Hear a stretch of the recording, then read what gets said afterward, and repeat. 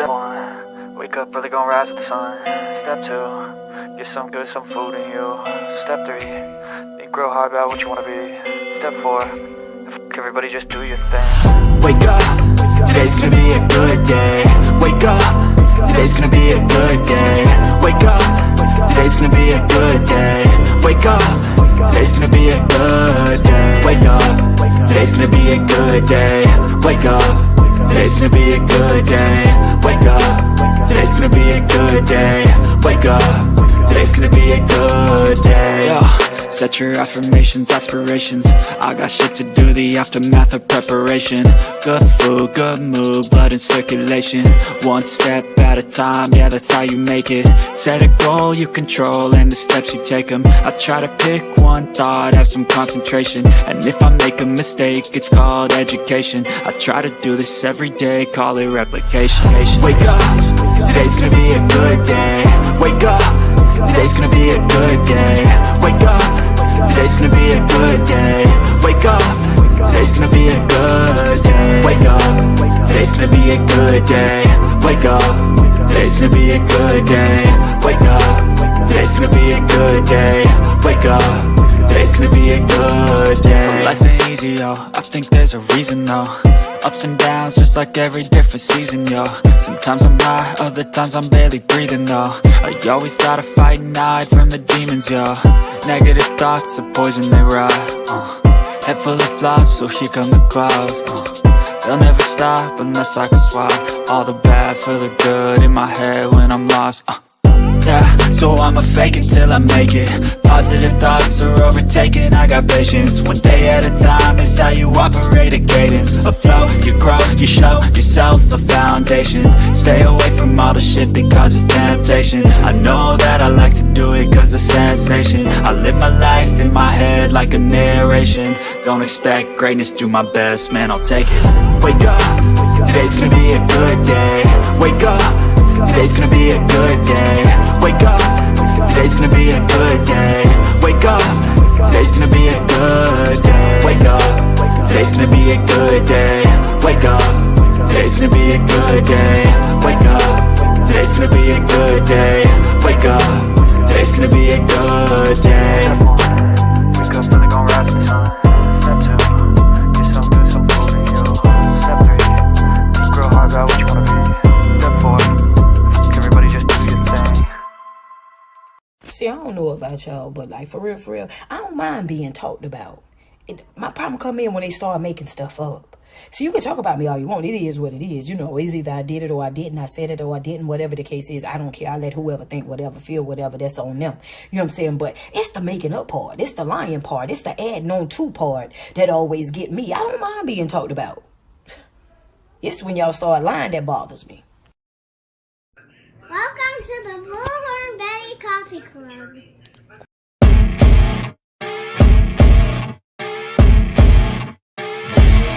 As you wake up in the morning, you want to find the latest, greatest information about criminal cases and have an intuitive conversation about the suspects associated with these cases.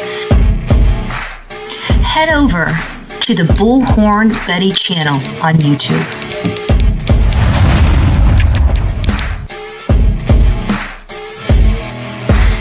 Breaking news right here on the Bullhorn Betty channel.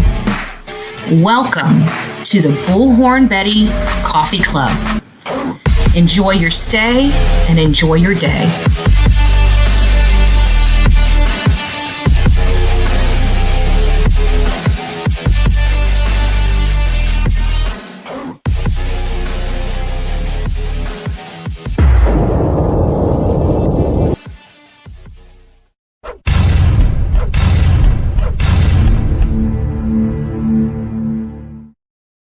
Well, hello, you crazy people on this place called YouTube. Bullhorn Betty's show is now beginning. It's nice to see you guys all this morning. Lots to go over. Stuff coming out from News Nation and from a reporter that I don't trust. So, we like to fact find. We like to see if what they're saying is true or manipulated, or some type of old news recirculating, which we've seen that come out of Banfield Camp. And so we're going to be discussing this. I've got a lot of research done.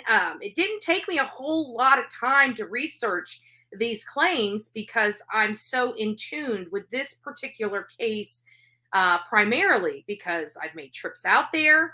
I've been following this case from day one, 2 tours out there, spent, a couple weeks to 3 weeks or so out there on 2 separate trips. We had an opportunity to talk to some of the victims' families. We interviewed the victims' families, primarily Kaylee Gonzalez's family. We met with her father, Steve, her mother, Christy, and her sister, Olivia. While Olivia was pregnant, since then, Olivia gave birth to a beautiful, healthy baby girl. And then we're starting to hear about some stuff coming in. So before we get started, and we got a couple other cases we're going to kind of touch on just to bring awareness to them. One is about a 6-year-old boy. We've been watching the in a 6-year-old boy that's missing. Parents fled to Turkey and then over to India. This is a very interesting story. They claim that they sold their son, which law enforcement has come forward and said there is absolutely no evidence of that. So they're treating this as, it appears, as a homicide investigation for this little boy. It's really sad. So, and it's one of those things where if the parents are saying it, they're throwing people off. If you find evidence that there's this kind of, trafficking or whatever, the person that did it typically is not going to be saying, hey, we did this, that's usually deflection of some sort when a parent is saying that they've done this. So we're going to touch a little bit on that case. And I'm going to open up the phone lines when we talk about Bryan Kohberger, because I want your opinion on this. But before we get started, I want to say good morning to everybody.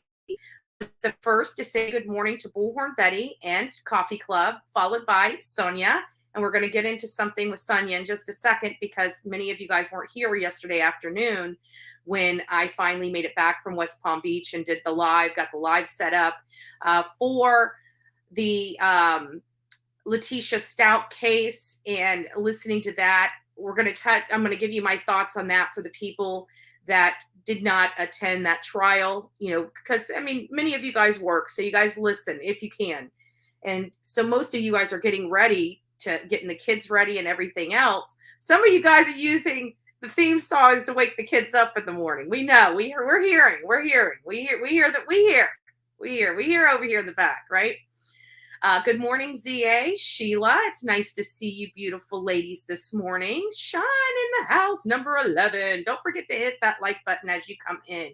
Sharon Perez, Princess Megan, Elsa, Julie, it's nice to see you. Stephanie, Patty, nice to see you. Juicy, it's good to see you in here as well. Mama of 14. I just lost my breath. I just lost my breath. If you're not blonde, if you're not bald, God bless you. Clorinda, it's nice to see you. Mama Llama in the house. 1, 2, 3 draw. The official Nikki, it's nice to see you. Jody is cool. Hey gang, nice to see you. And I was just ready to watch Netflix, but here I am. Trust me, you're going to want to be here. This is just, I'm just getting so frustrated from some of these news reports that are so ambiguous. And then when you listen to them, I don't want to tell my position just yet. You guys can already see where I'm going with this. Struggle is real. Nice to see you this morning. Sunshine Cheryl, good morning. Keep the sunshine shining. Justice Jane, nice to see you here. Love, good morning. I believe I said hi to Julie. Oh, there's Buffalo Mountain, Tennessee girls. Nice to see you here this morning. Mary, Pittsburgh nurse. We get a lot of nurses up in the house, and that'll be helpful. I like having nurses because it's something that we can bounce stuff off of. Wendy, good morning. It's nice to see you here this morning. Sam and Wendy, nice to see you. Rocket Queen, Aurora Phoenix. Who else did I miss? Did I miss anybody? I'm trying. Miss Potty Mouth. Just an old lady. It's nice to see you guys here. Miss Robin. Miss Robin. Good morning. Good morning. Audrey. Irene. Trying to get through here. Oh, Candy Apple. Nice to see you. We got Help Me Rhonda. Tutti Frutti. Tutti Frutti. On the Rudy. Tutti Frutti. On the Rudy. Don't tell anybody I'm singing over here. They might clip it. They might clip it. Oh, Lord, we have too much fun. Denny, nice to see you here. Patricia, Kim, 22, nice to see you. Oh, thank you, Sean. You're so sweet. Steph is in the house as well. Missing and Crimes, good morning. Sherry, Pebbles. I think we've got everyone. Hello. Oh, it's Michelle. Oh my gosh, I didn't know. I'm still gasping for air. 14. What are you, crazy? Send them on over to Bullhorn Betty. I'll watch them for you. But don't get mad when they come home all jacked up on sugar and have bullhorns in their hands. That is expected if I am babysitting, okay? Talking about bullhorns. Oh, good morning, Vape King. I see you coming in. Talking about bullhorns. So I came home yesterday from West Palm Beach. I think I finally made it here about 1:30-ish, somewhere around there. I immediately came in and set up the computer because I had been watching the Leticia Stout trial all the way from West Palm Beach back to Bradenton. I even put the earbuds in because having that phone that far away and having it on the inside of the car, it just wasn't, it was, many of you guys know I have hearing problems. Okay, I'm deaf, completely deaf in my right ear. And I've been like that since birth. So I really only have my left ear that I hear. And anybody that's been around me knows that. Like, you can literally be on this side talking some mad cash crap, and I'm just I'm not even paying attention because I'm not hearing it. It sounds like it's like distant away, and I can't make out certain words. So, you know, the hearing is an issue. So I put my earbuds in so I could really listen to what was being said on these recordings.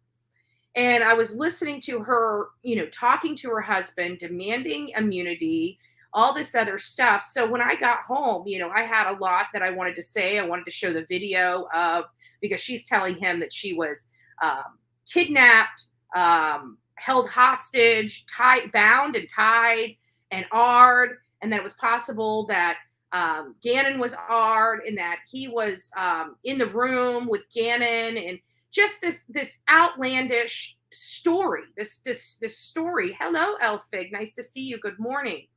This outlandish story. And I'm thinking, wait a minute. You know, so this whole time, like, I'm seeing where I'm going to go with the conversation when I come home. Like, I've already got this all planned because I remember this case. I remember certain details of this. And I remember that interview that she gave to Channel 11 in her community in Colorado Springs. So I already remembered this. So you're talking about a woman that's saying, and then like he's even, hi T-Pack, it's nice to see you here this morning. He's even speaking of like this, you know, telling her this doesn't make sense, that he knows she's lying. How does this make sense? And why would you? So she's like, they were going to kill me. And he's like, so you just let him take Gannon? Like, you know, basically what parent doesn't fight for their children? You know, what parent? I mean, I don't have children. And if I saw some animal trying to abduct a child, if you don't think I'm going to try to step in, whether I lose my life or whatever, you are absolutely out of your ever-loving mind. I would never stand by and see something happen to a child. That is not in my DNA. Many of you guys know, you guys watched me in front of Gabby Petito's house. I saw danger coming after JLR. He's a guy. But my instincts just kicked in gear, and I just positioned myself in front of Jonathan and that crazy lunatic that wanted to knock his lights off for knocking on his front door to ask about Bryan laundry. It was insane. And not only that, but it was the neighbors across the street that actually told us this guy might have some information. You may want to go knock on his door. So I had the clipboard in my hand. Jonathan had nothing. So I figured if that guy stepped, I was going to put that clipboard right in his throat. But that was just instinctual. It's not that I'm getting in between, I'm not thinking I'm getting in between two grown men that are about to, duke it out in the middle of a freaking street. I wasn't even thinking about that. I saw an issue, and my body just, whether I thought about it or not, just put myself in between them. So I kind of understood what he was saying when he was asking her, so you just let him take Gannon. And it was just heartbreaking, just hearing all these stories and how manipulative she was, and how she was trying to play on his emotions about, they were going to kill me. They were going to kill me. But then you turn around and look at this interview that she had literally the day before. And it was all about her, how people got it wrong. And she can't believe they're coming out against her, and da-da-da-da. Nothing about Gannon. Nothing about where he was. Definitely not this story that she concocted to try to save her butt and told her her husband.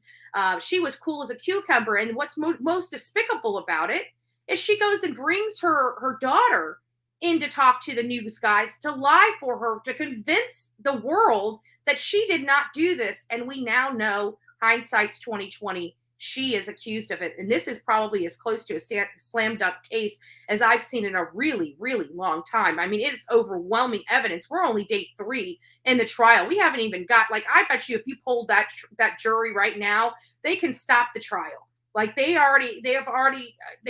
There's no way they cannot, just based on the information already, meet to get to that, guilty. We did a poll in our chat yesterday.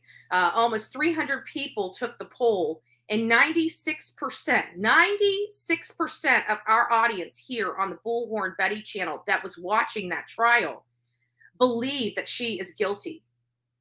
And we were only on day 3. So I know that many of you, we have almost 300 people in the chat. Don't forget to hit the like button as you are coming in. If you haven't liked it, please go out and like this right now. We should have 300 likes on here, because we are going to be diving into the claims that were made by Chris Como on News Nation. And we're going to be utilizing some of the clips from News Nation as commentary, criticism, and newsworthy content for this particular segment of the Bullhorn Betty channel. So what is being said is that, well, let me just go through this. Let me just go get you how we got here. Please like the stream. Thanks, Vape King. You're so sweet. And I see Kitty Cats is in the house. Kay in Maine, M Beach, South Carolina. It's nice to see you as well. I'm seeing you guys come in. Don't forget to hit the like button as you come in. But getting back, before we get started on here, we're getting back to the Bullhorn. So I walk into the house after listening to this. I go ahead and set up the computer, set up the live, and I hear, I'm getting in because the office is still not back together. I didn't want to set it up in the living room. I was exhausted. I wanted to kind of put my feet up, relax on some pillows like I am right now. And so I set everything up in office 2, which is this one, right? The doorbell rings. I'm like, okay, the neighbor must be coming over to give me an update and tell me that, the house is fine and everything like that, because he watches the house when I'm gone, brings in my mail and everything like that. And so I thought it was him. And as I'm out there, this UPS truck is driving by, and I'm like, okay. I look down and there's a box, and I'm just scratching my head. I'm like, what in the world did I order? And I've done this before, where I've ordered something before I left. I went to an event and I forgot I ordered it. I come home and it's here, and I'm like, what did I order? I opened it up and it's something I ordered. And it's like, oh yeah, I forgot all about that, right? Well, I opened this one up, and the first thing I see is a package that says Mama Bullhorn. And I could tell it's a shirt. And I could tell just by the little label who it's from. I don't know how, but I always can tell Sonia's work. So I see the Mama Bullhorn, and then right under it is a blinged out bullhorn Sonia made to me. This was made 100% love. You can never get this, because she literally did this. She's been working on this since December. Because if you remember, Dolly jokingly said, be fearless, stuff inside here. And it works. And it works. It works pretty darn good. And it's got a light on it and a siren. So Bullhorn Betty is going to be going to the next protest in style. Isn't that awesome? So this was beautiful. This, I found out that she made by hand, and she has been working on this literally since December. But that's not it. Look what she has on here. Tell me that is not fitting. That is not fitting. What a great job she did. But it didn't stop there. It didn't stop there. Now, you guys know this here, this right here was 100% made with love. Made with absolute love. And if you guys remember, it all started because Dolly teased me and said he was going to get me a new bullhorn and he was going to bling it out. Remember that? Well, Dolly never sent me my blinged out bullhorn. And so Sonia took it upon herself and has been working on it since December. What a sweetheart. And that's not it. Look at this. Be Fearless hat came in it. I like these hats. They're good quality hats. This one is more of the trucker style with the open back, but it's not foamy or anything like that. It's nice and it doesn't come down on your ears too much where it pushes your ears down. You know, some hats do that where they push your ears down. Your ears look really funky. This is a good hat that just, I love it. I love it. And then we have the official Wake Up, It's Going to Be a Good Day hat here. So I wanted you guys to see it. So when we do our raffles, because it was just exclusive for the t-shirts, when we do the raffle, the hats are going to be part of the raffle. So you'll be able to purchase anything on the Bullhorn Betty line, whether it's a hat or a shirt, when we do that. We were going to go ahead and do the raffle, but I had computer issues. I couldn't make the thumbnail for the raffle. The one raffle has already went through. It made 0 because we didn't advertise it. But this is going to be a raffle that we do through a third party. It's going to help this channel. It's going to help raise money for this channel. And it's going to be, and you're going to get something in the end. There's going to be, I'm not sure if I'm going to if we're going to do 4 or 5 separate raffles, or if I'm going to do 2 raffles with 2 winners. I'm not sure exactly how I'm going to quite do that yet. We'll see. I'm going to make that decision in the next week. But we're going to be trying to roll that out hopefully by Monday of next week. And that'll give us, I think from Monday to Friday, we'll do the raffle. And then Saturday morning, we'll call the winner or winners. We'll see how it goes. But we'll be doing that. And also I found out, and this is something I didn't know, is also on the raffle site, we can do 50-50. And I like 50-50. Because then our audience, the members of our audience, get 50% of the proceeds. So what does that mean? That means if we raise $100, one lucky winner will get $50 on the 50-50.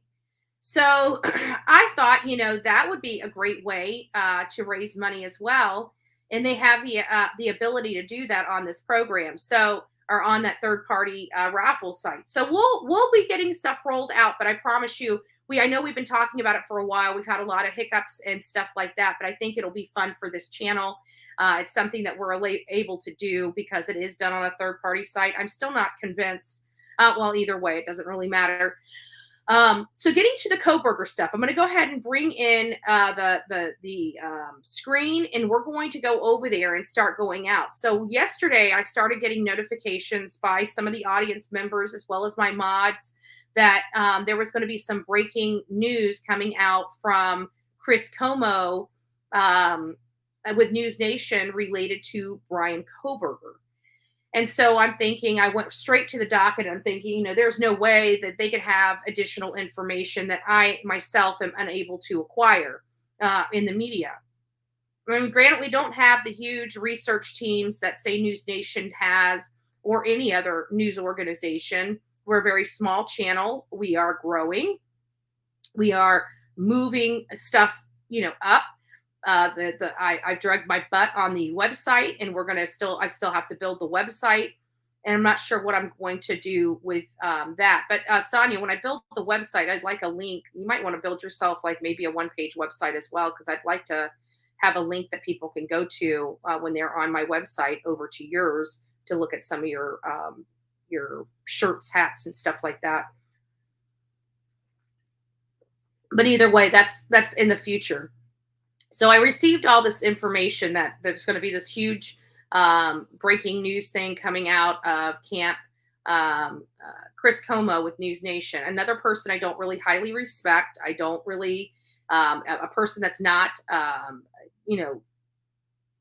not normally I just don't like him. I just don't like him. I've caught him over the years. Many of you guys know I've caught him over the years lying about other things. He was not this, commentator on News Nation once before. He was a politician, or worked at political, stuff.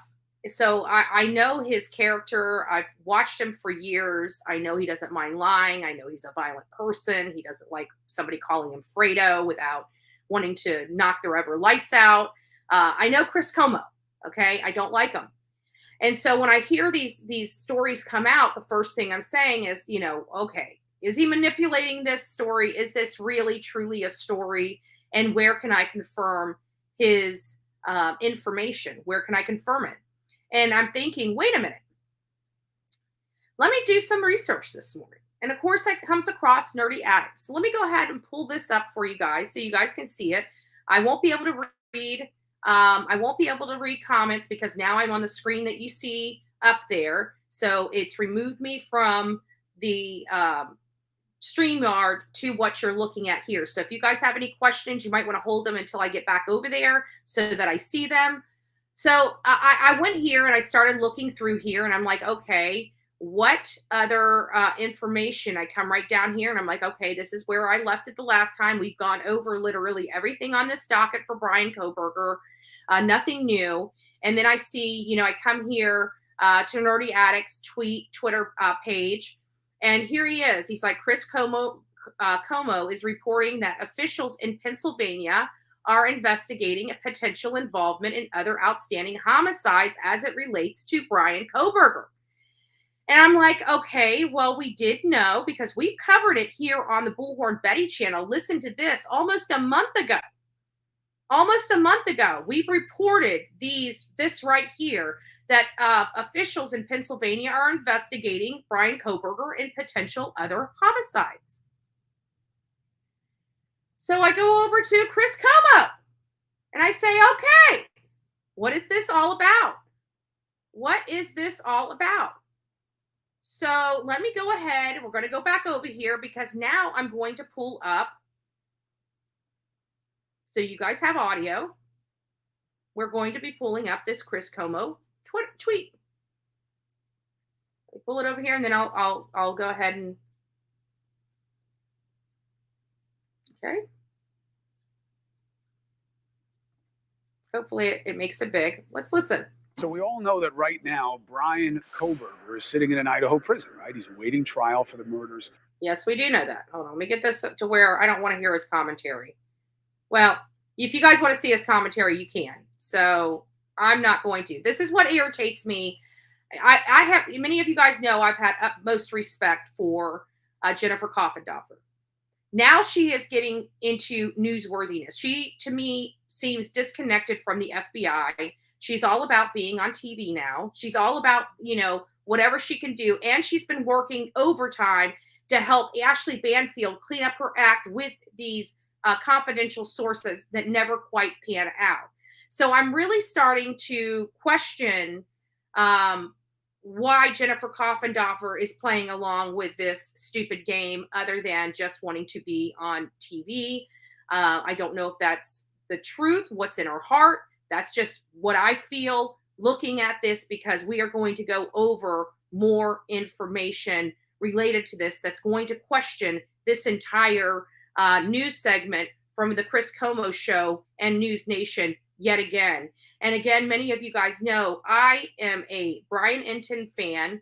I think Bryan Inton is one of the most nicest people. I know the quality of his work. When Bryan Inton comes on here and says something, I don't fact find. I look into the details, but he's very transparent. And so it's very easy to know that he is being truthful and forthcoming with his investigation. These other people, these other headliners like Ashley Banfield and Chris Como, they have a horrible, horrible track record of just trying to be newsworthy without providing context or facts. So let's go ahead and listen to Contributor Jennifer Coffindaffer and high-profile trial attorney Mark Garagos. Counselor, you had heard similar to what I just reported, yes? Yes, I have heard similar. And just to let you know, I have heard similar as well. But let me put back into this. I heard similar as well a month ago. Therefore, this is not new information. And they're trying to allege that it is potential that he is involved with these cases. And we're going to go over to Pennsylvania and see what Pennsylvania has to say as well. This is a way for clicks and views. This is the kind of crap I do not like coming from News Nation. I don't like this coming from him, but let's just keep going on. You make your own assumptions and speculative after we get all the facts from this so we can discuss it. not just in this case, but virtually every high-profile case that is a circumstantial murder case, evidence murder case, you almost inevitably hear of some other unsolved murder, and law enforcement looks to see if they can link whoever the suspect is. And why that is? Well, for one thing, I suppose it fills a vacuum. Why did somebody do this when you don't have a motive? That is the most obvious, excuse me, explanation. Thank you. And also, you know, the cynic in me, the defense lawyer in me always suspects that it's a way to dirty somebody up. I mean, so now they're saying it's not for investigative purposes. It's just to sully his name more so than not. I mean, you got an animal that killed 4 innocent people in Idaho, but somehow they think this is a nasty tactic to sully this upstanding criminology major's reputation. That was just, to me, absurd. Absolutely absurd. Again, I'm using this content for commentary and criticism purposes. Again, absurd. I don't agree with this, and we're going to just stick with me, guys, because we are going to get to the fact finding of this particular report in just 2 shakes of a lamb's tail. You know, if there's any doubt as to the presumption of innocence, all you got to do is throw in the fact that he's also suspected of homicides that occurred in some other jurisdiction. But are they suspecting him of other homicides in other jurisdictions? Are they, or have they? I believe, and I know for a fact that yes, Pennsylvania has done an extensive and exhaustive investigation with Bryan Kohberger in where he's lived, and I think it was 2 or 3 different counties were looking into their cold cases, and we're going to talk about that. And let that kind of gain a foothold in the zeitgeist, if you will. Well, and it's hard to combat that. How do you prove that? On balance, I understand the concern, and certainly the presumption must be preserved. However, he's got plenty of problems on his plate in terms of what he's got to deal with. They don't need to smear him. Coffindaffer, great to have you. Help us understand from the investigative perspective what it is that they see in Kohberger that makes them think, to the extent that it's not just automatic that they do this. What kinds of things here would spark that kind of interest, and what would they be doing? Well, specifically, if they have a case that fits the modus operandi, which is just fancy words for the way of doing something that matches what happened in Idaho. For instance, is the target a young, beautiful co-ed? Was the weapon of choice a knife? Was the arrival and departure of the individual in a vehicle as opposed to being dropped off or by foot? Was the time chosen at this 3 o'clock to 4 o'clock time frame? How about the surveillance, geo-tracking, if you will, that would have been done of the phones? Did something like that occur at this location, at a location they're looking at, to show this time frame? And then finally, is there any surveillance or witness account of somebody being dressed like Bryan Kohberger dressed? All right, we're going to stop it right there just for a second. And I'm going to come back here.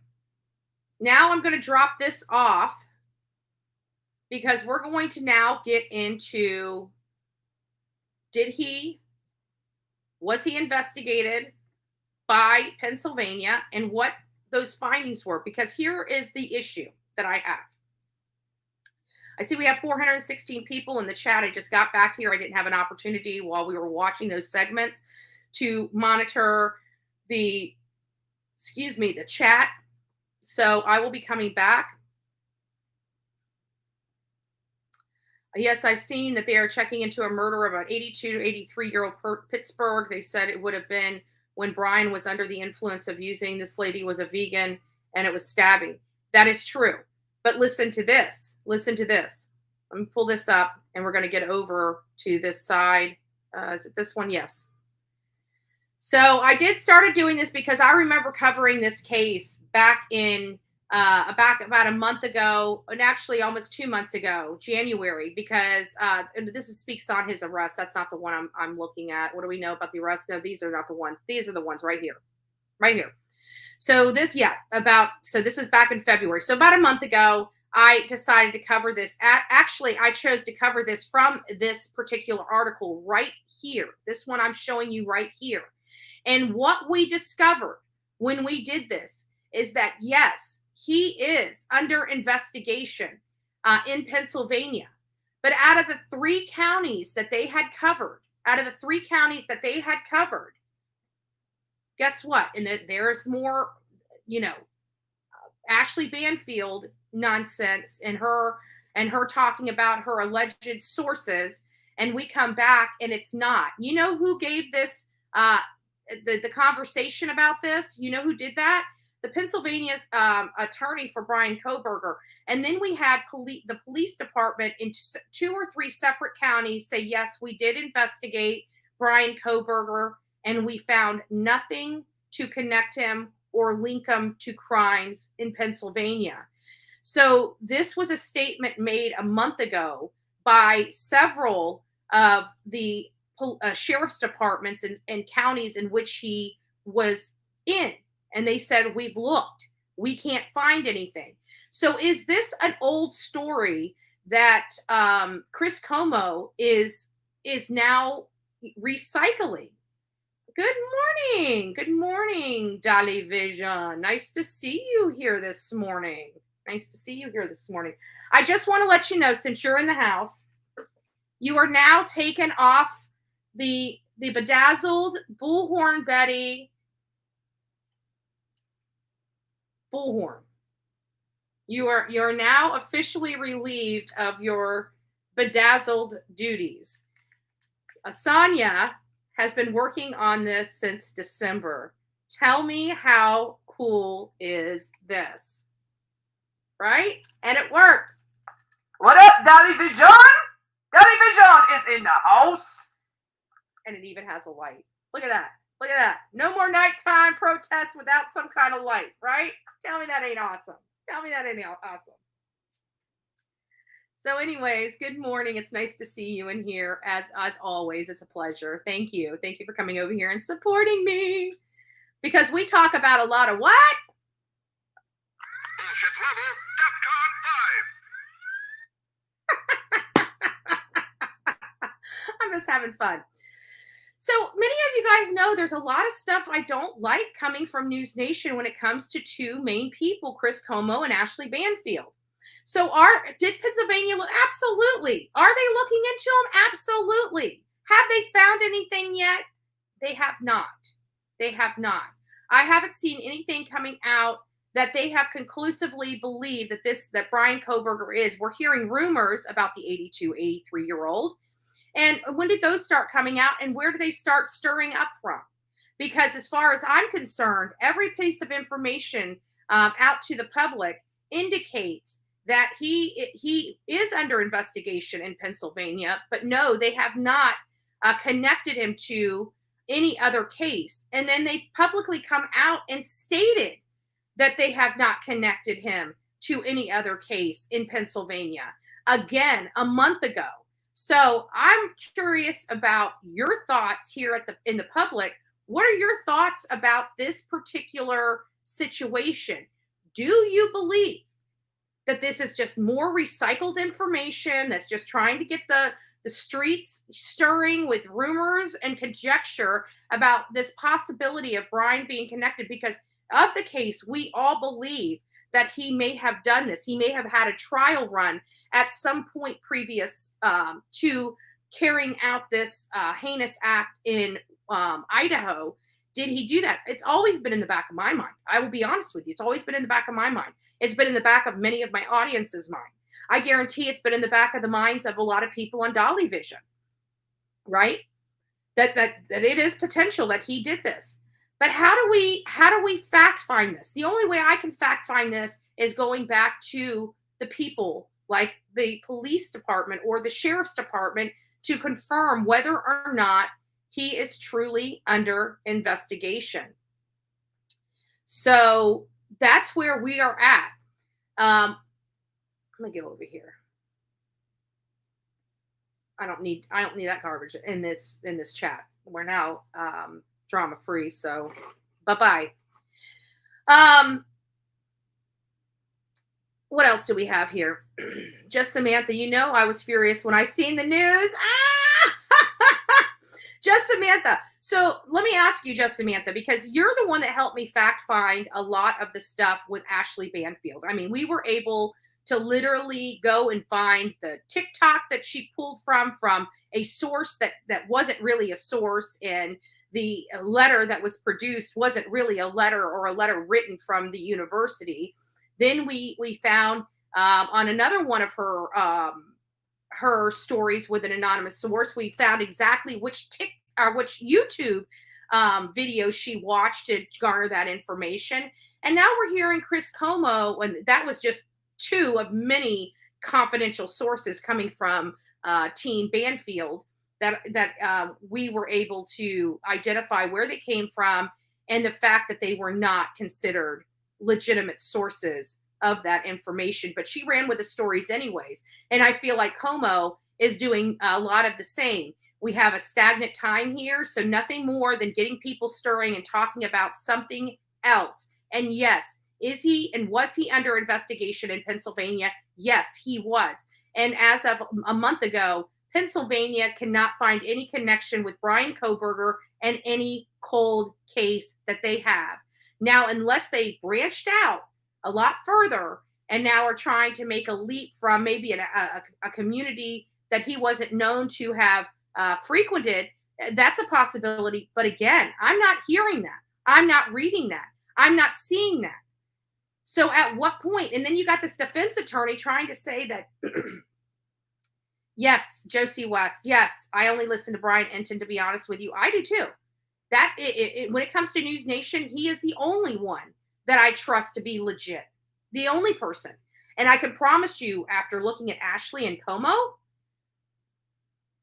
if I had not met Bryan Enton in person and knew him and know the quality of his work and how hard he works to get the facts right, had I not known that about him, I would probably be dogging him on this channel. I will be honest with you, because News Nation has got a sour taste in my mouth. And thank God they have Bryan Enton, because if they were trying to build their channel or build their platform on Como and Banfield alone, I think they would be probably next to the Inquirer in their storytelling, right?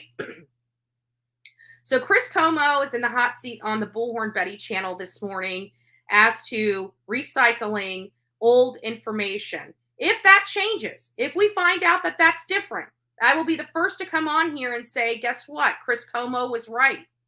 Chris Como was right, but I don't. And I'm starting to lose faith.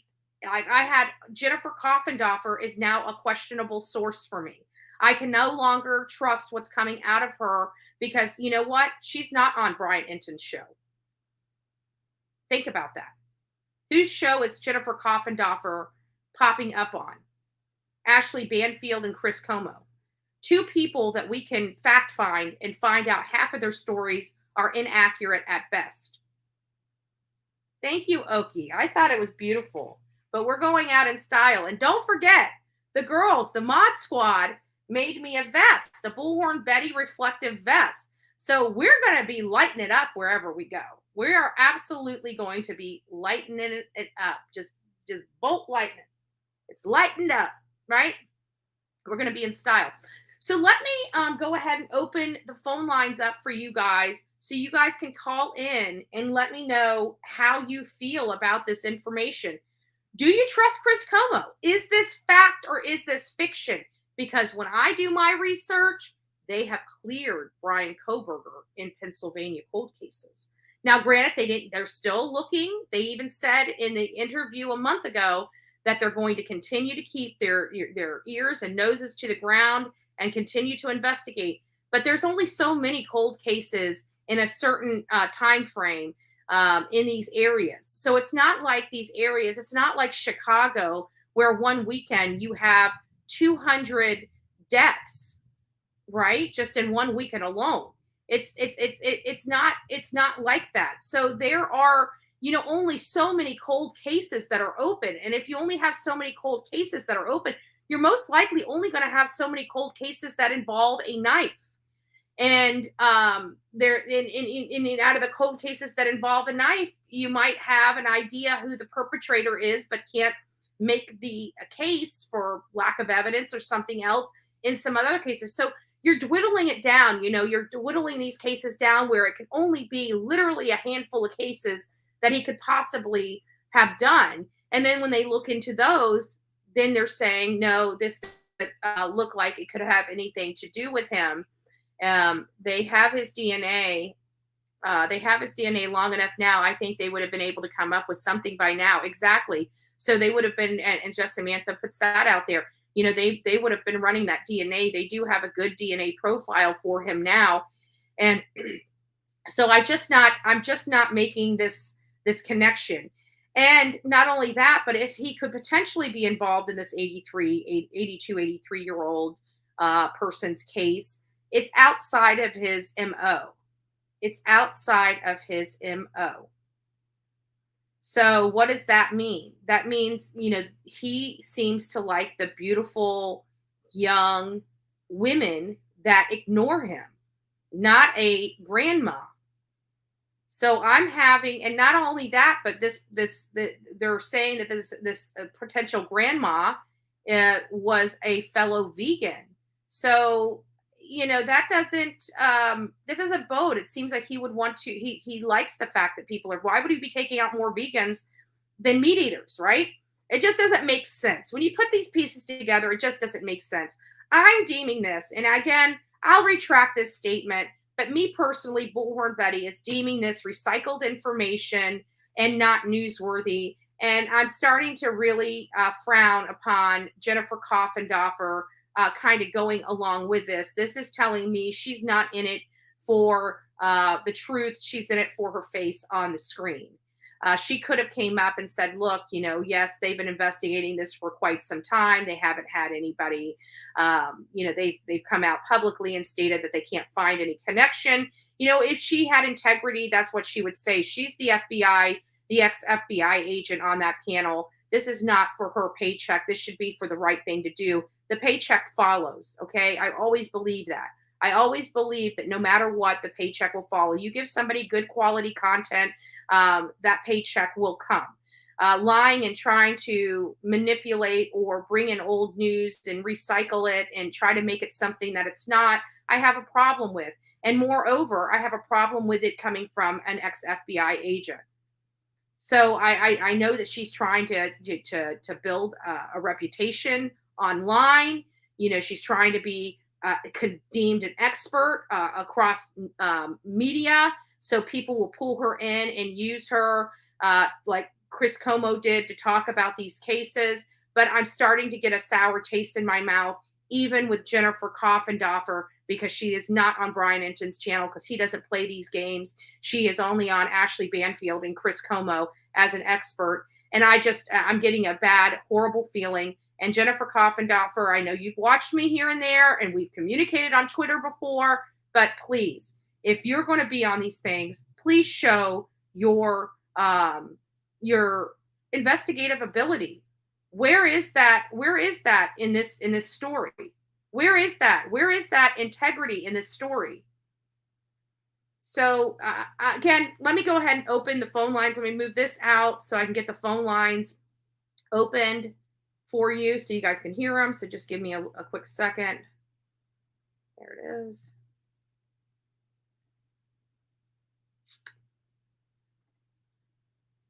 Okay, we'll bring this up. I'm going to drop up. Let me go. I'm going to drop just Samantha back down. We're going to put the phone number up, and I'm about to turn the phones on. All right. Oops. The phones are officially on. So I want your opinions. First of all, here's some of the questions I have. Do you believe this story is new or recycled? Do you trust Chris Como? And what are your feelings about the story at large and Jennifer Coffindoffer's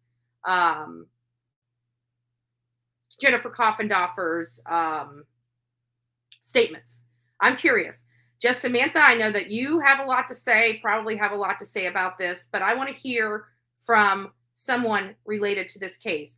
724-249-6140. Again, 724-249-6140. And is it open? Let me make sure I do have it clicked open. Yes, we do have it. So it is ready to do that. What shocks me is other channels are still running with News Nation headlines without looking into it. I agree. I would have too. There was a lot of stuff, but I have always been uncomfortable. Listen, even when I use confidential sources, we let you listen to the statements from them. We alter the voice, we speed it up, tone it down. If it's a female, we try to make it a man, and vice versa. But it's not that we say we have an anonymous source and talk about what that anonymous source told us. Typically, when we have an anonymous source on this channel, we let you hear what that anonymous source says. We just pitch their voice so you know that it's coming from somebody. It's not some crackpot statement that we're coming up with. And when we bring a source on here, before we ever even interview them, we make them send us, proof that one, they are who they are. We are able to confirm that they were at the place that they say that they were at. We don't just run willy-nilly with any statement that's made to us. If we did, this channel would be a joke, which it's not. Haters may say so, but we have the numbers to prove that what the haters are saying is just lies, and it's because they're jealous. So we try very hard to keep it factual on here. Do we speculate? Of course, based upon those facts. Do we theorize? Of course, based upon those facts. But here, I have covered this case so much so, we have looked into the Pennsylvania allegations on this a month ago. Now, something short of some new information, bombshell information, which in that article, Chris Como did not allege. He didn't allege. He's basically saying, oh yeah, they're looking into cases in Pennsylvania. Well, no shit. They've been looking into cases in Pennsylvania. They've been. What new information has come out? You were finally able to run with this story. What story did you run with? Because you didn't tell us what case he was associated with in Pennsylvania. You didn't tell us what city, state, and county he's potentially associated with this. All you basically said is it's not uncommon for them to look into somebody in a different state when they've committed a crime like this. Well, yes. Duh.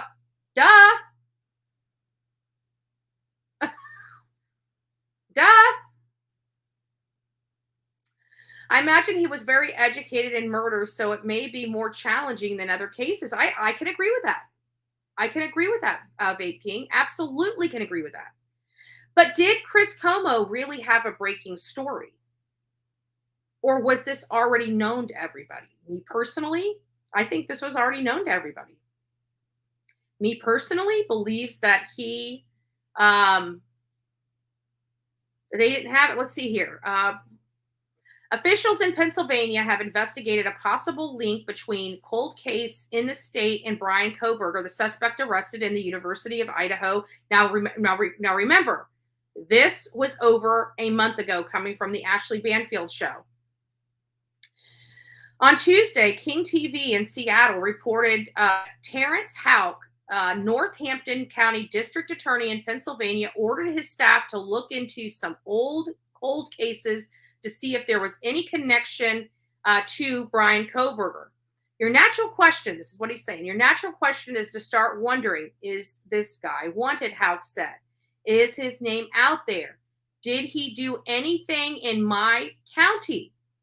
The district attorney's office and detectives continue to assist local police department in their cold case investigations, the Northampton County District Attorney's Office told Newsweek in a statement. Although nothing with respect to Bryan Kohberger has come about in any unsolved cases to this point, we continue to keep all options open when continuing our investigation. On December 30th, Bryan Kohberger, 28, was arrested at his parents' home in Pennsylvania in a fatal stabbing of 4 University of Idaho students, Kaylee Gonzalez, which is 21, Madison Mogan, which is 21, Ethan Chapin, which is 20, Xander Knodel, which is also 20. Kohberger was charged with 4 counts of first-degree murder and 1 count of felony burglary. He is in custody in Mascow, Idaho. His former attorney in Pennsylvania said Kohberger was eager to be exonerated. Remember me covering this very thing a month ago? When the 4 students were killed on November 13th, Kohberger was a PhD student at Washington State University in Pullman, Washington, which is about 9 miles or so from Moscow. He previously attended university in Pennsylvania. Just a second. This is Betty. Hey, good morning, Miss Betty. Well, it's Turkey Man. Well, good morning, Turkey Man. How you doing, my friend? I'm doing good. I was interested on this case you're talking about right now. A few weeks back, there was someone I seen on the news or something that they come out. I don't know where I heard it at, but because of the way it was done, the information that they gathered, that looked like some of it that they were bringing up against him was not going to be able to be used.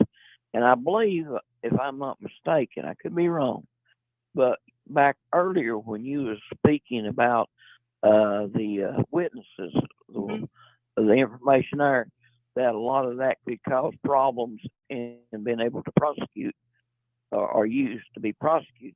Have you heard anything along that lines?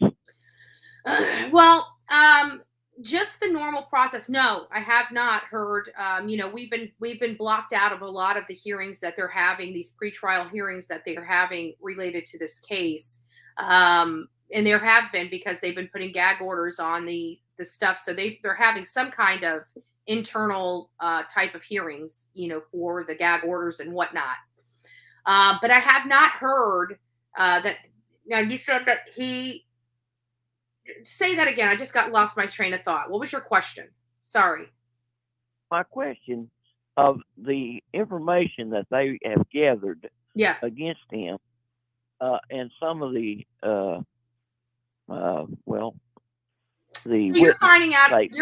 Now I remember your question. So you're wanting to know is a lot of that evidence going to be thrown out? There's a lot of evidence. Let me let you finish. What did you say? That's correct.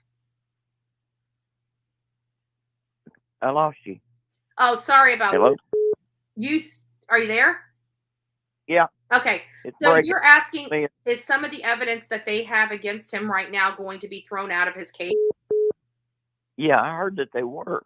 That's what I heard. Yeah, they're going to have pretrial motions where the defense is going to try to exclude a lot of the evidence that they have. That is normal operating procedure.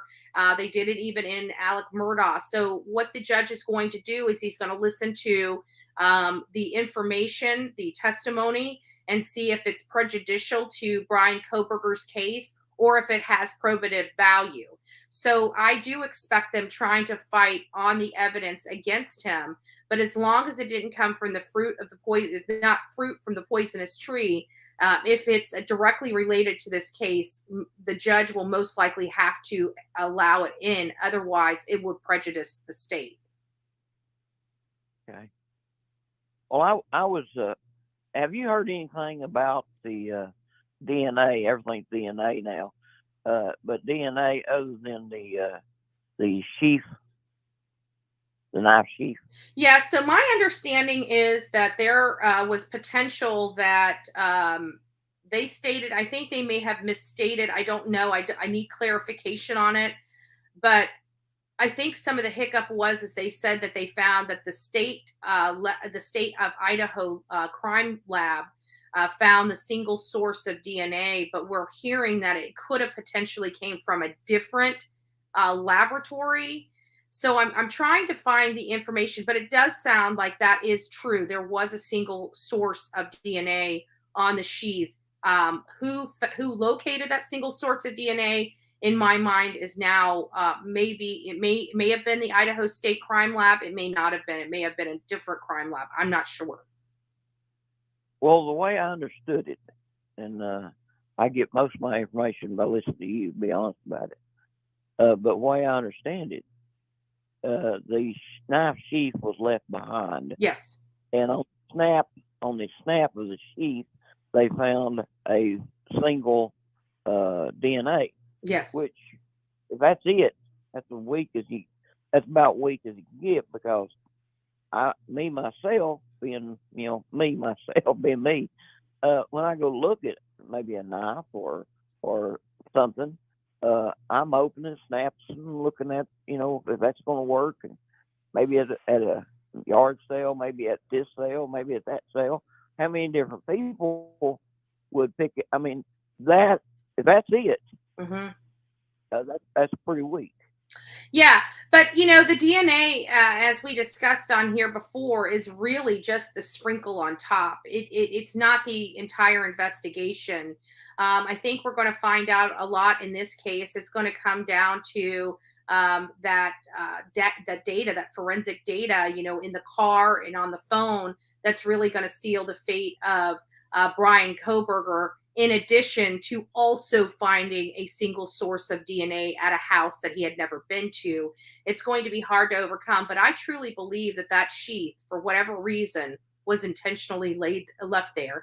I think he cleaned it. I don't think he thought his DNA was on it, and I think it was used to try to throw off the investigation. That's just my personal viewpoints on that, but there's nothing really, that's just conjecture. That's just my opinion. There's nothing really pointing that it was intentionally left.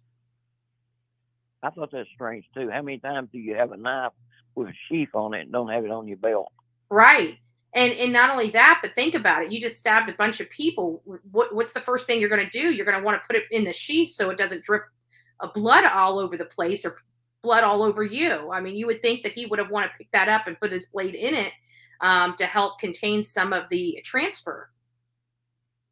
Yeah, I mean, it just a lot about that case is really strange, because all that happened. How do you just walk through there and not leave a sign that you walked through there? Yeah, I truly believe they have more against Bryan Kohberger. They're just not releasing it to the public. Well, I remember when you was talking about and sharing with us the witness, mm-hmm. and how many hours it was before they even reported it. There's just a lot of stuff here that, if he's the guy, I don't want him to get by with it. if Yeah. he's not the guy, I want him to catch the guy. Right. Because whoever it is still roaming if it's not him. But anyhow, I think it's you do a lot of good work. I've been praying for you. Good, because I need it. I've been cussing a lot. You've been, yeah. We'll have to do something about that. We'll have to get a bullhorn Betty pickle jar and get a spot at the top of it, and kind of let you get by with certain. Yeah, I know. I'm bad, and I have to pray a lot because I try not to go there. But man, sometimes that mouth just goes before I can shovel it back in.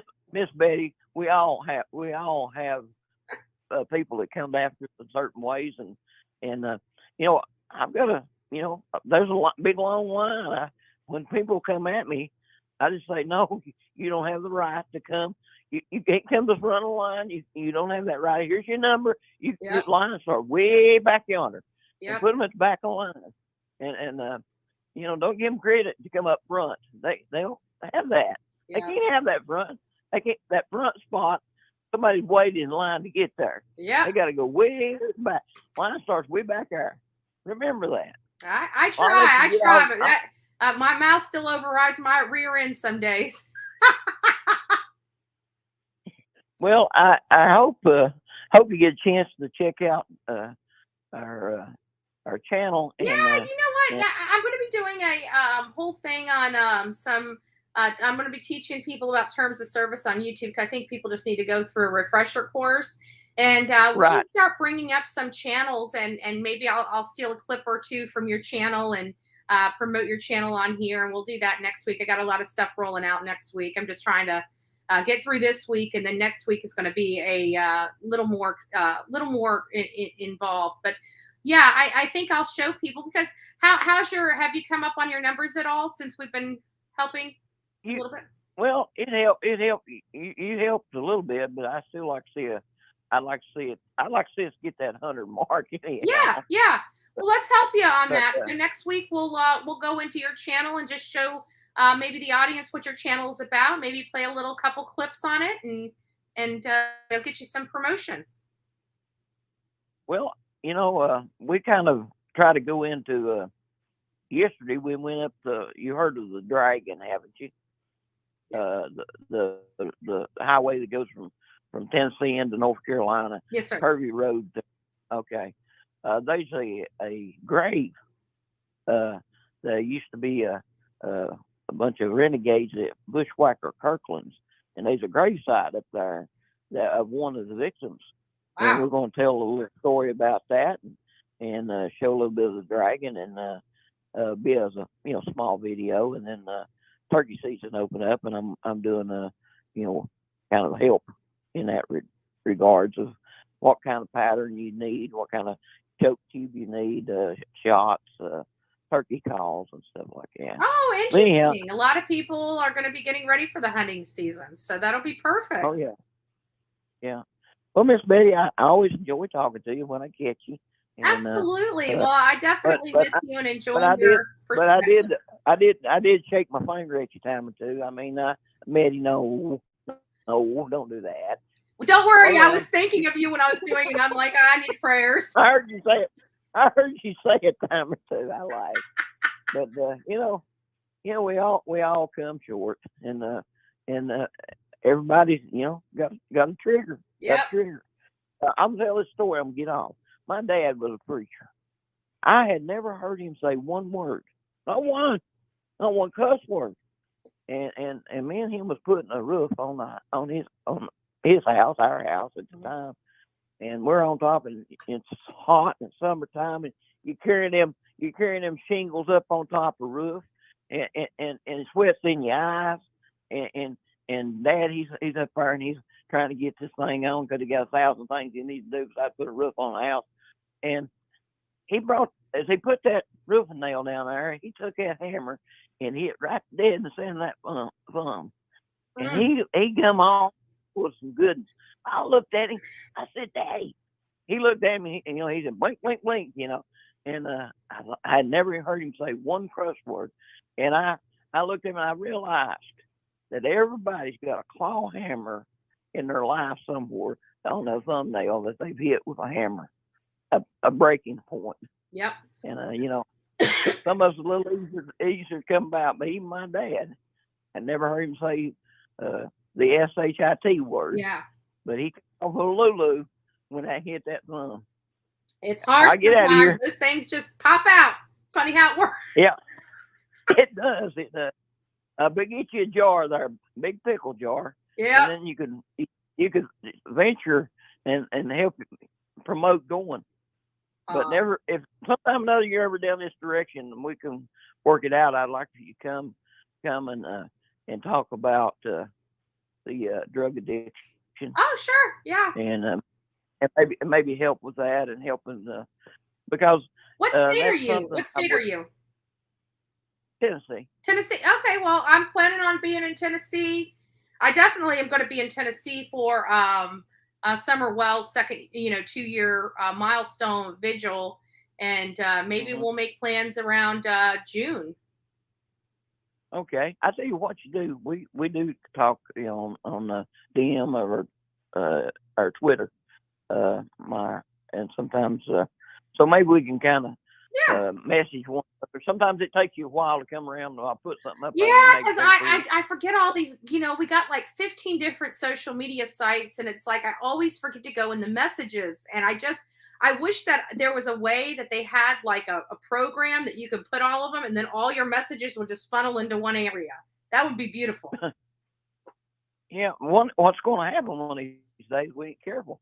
What we're going to do when we don't have this? We got walkie-talkies. You know what? We'll have to go back to the olden ways. I don't know if the young generations know how to use a regular telephone or not. They don't even know how to read a map. That's what my YouTube page is about. Is teaching that there's other ways of doing things. Yep. Because a lot of people, Google back in my day was an old man sitting on a porch at the regular general store somewhere whittling, and you'd ask him a question, and he'd say, "Oh yeah, that was back whatever," and that was your Google. Yeah. My Google was Google. What is it? Encyclopedia Britannica. You actually had to search for it. Hey, how many? I wonder. Now this would be a good one to put out. I like that. How many people has a encyclopedia, a whole full set, and when was the last time they had it? And a phone book. Yes. How many people got a phone book, and when's the last time they had one? Yeah, they don't even send them out. Remember, every year you always waited for that big bag to be thrown on your driveway so you have your phone book for the next year. Well, you can make extra money. You can make extra money by delivering them. Yeah. Yeah. I remember that. Well, I get out of here. Hey, I saw yesterday. Yesterday before. I'm gonna get out of here in a minute. But if nobody's ever tried one of them small Coke, the small Coke bottles. You remember them old Coke bottles? About what were they? Yeah. 8 ounces. Yeah, they're 8 ounces. They're just the little And get some Planter, solid peanuts. And you used to be able to get them, 10 cents. I don't know what they cost now, but the small one. And drink it just to get you a good drink out of it, and then put them peanuts down in that bottle. Man, that's some good stuff. Yeah. That's some good stuff. I remember back in the day, I remember collecting the glass bottles when I was a kid. Oh, yeah. Yeah, they're returnables then. Yeah. Oh, yeah. Well, I'm going to tell her age, and I'll get out of here. God bless. Have a great day. You too. Have a good one. Bye-bye. Bye-bye. I love hearing from Turkey Man. It's such a sweet soul. Really, just a sweet, sweet soul. So good information. If you guys want to check out, I don't have his link up, but we will definitely run some stuff. And turkey season's coming. And I know I got a lot of people that are hunters in this channel. A lot of people that are hunters. So it'd be great, maybe, learning about some different turkey calls, some different stuff to use to help you get that beautiful turkey fresh. I can't even imagine the taste of that fresh of turkey, right? Because I am telling you, I love turkey. I love turkey, but I only cook it like once or twice a year, primarily around Thanksgiving, just like everybody else. But occasionally, I like hot turkey sandwiches. I like fresh, hot turkey sandwiches. So every now and again, I'll just buy a bird just to cook it and cook it down, and I'll make turkey broth for other types of, when you cook the bones down, you get that beautiful golden broth. I do that. Good. Let's see who else we got here. This is Betty. Good morning, Betty. It's Samantha. Hey, Samantha. I knew you would be calling in sooner or later, so I know this is right up your alley. Go. I'm just going to let you have the floor. Well, I wasn't sure if you wanted me to call in or if you wanted to hear from other people. No, so I figured I don't let care me who just calls wait. Anytime. Anytime the phones are open. As soon as I seen it, obviously I'm like News Nation. I was a little taken back that it was Como instead of Banfield. And I instantly just did the Google search, Kohberger, PA connections. And I read the article that you read, but there was multiple. The Daily Mail from the UK. I'm in PA, so it was our local newspapers, Northampton and Lehigh, where he attended college. I put all this in chat with, they were looking into cold cases, and it states at the end of the article, you read it through, no known connections have been found. None. So I don't understand, and that was the dates were February 9th, February 23rd, all around that period. So when I seen this last night, then I seen 6 other YouTube channels were also running the same headline. And I'm like, how are they not? It's one simple Google check. I didn't even have to go into Reddit. I didn't have to really do any deep diving. One Google search, and it was all right there. Why would people share that and not look? Because people I don't understand it. People try to act like they are they've researched this case and know this case.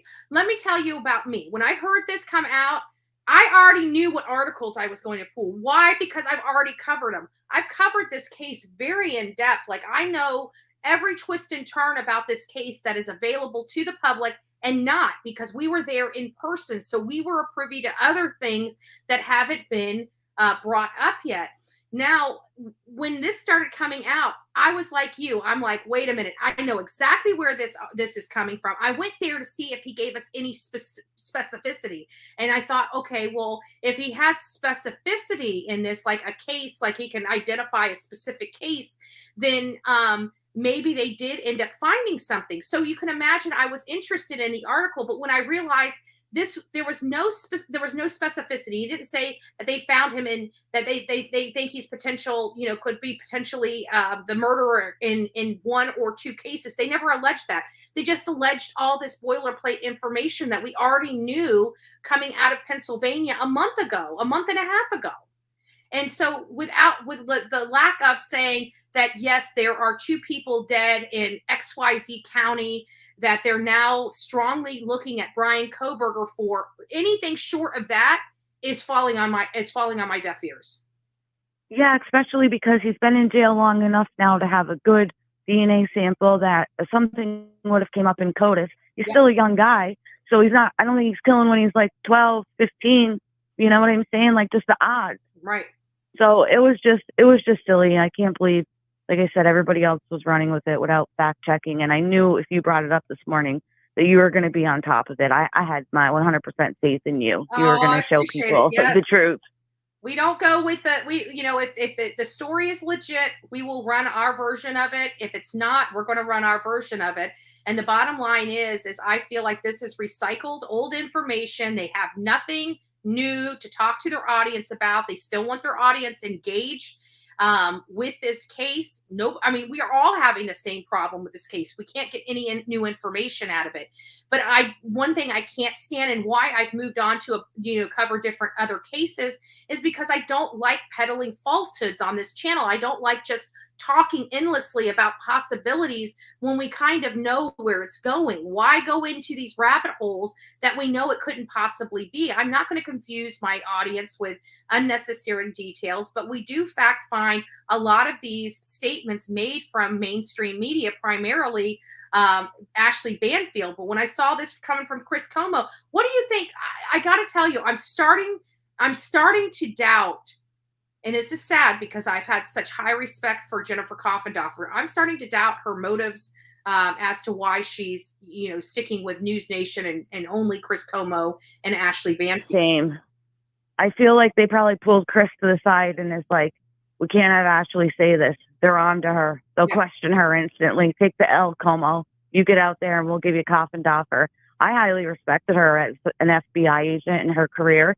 And I do think it's more now just the media, and she wants to be on TV. Yeah. She's retired. She's probably bored. And I get it. Yeah. But be legit. I mean, you're an ex-FBI agent. Like, we look to you for advice. We look to you for direction, and you're degrading just to be on TV. You're degrading people's opinion of you because you keep going on these wild goose chases with these two main people on News Nation, primarily Ashley Banfield, because she even did a poll on behalf of Ashley Banfield saying, do you guys agree with her using these confidential sources? Look, I voted in it. and I'm like, now you're actually defending Ashley Banfield for this stuff. Like, you as an FBI agent know that these sources are unreliable. Why aren't you keeping to your integrity and saying, look, I don't like using confidential sources. I think it skews this. If it was me and I was in that position, I think I would have, stood up and said, look, we already heard that this is going on. We've known this has been going on for a month, but we want to bring attention to this because they're not done with their investigation. Something new, something that shows you're legit and you're not just trying to run with a story, that you're really trying to let your audience know the truth. And I just didn't get that with this. Right. I feel bad for Bryan Ensign because I do see the same thing as you. Like, I respect him and he hasn't come out with anything like this. I wish he would go somewhere new. And I think, like, if he had a salary meeting with the boss or something, he can bring all this stuff up and be like, pay me more money and give me my own show, or I'm going elsewhere, because he is really good at what he does and the people love him.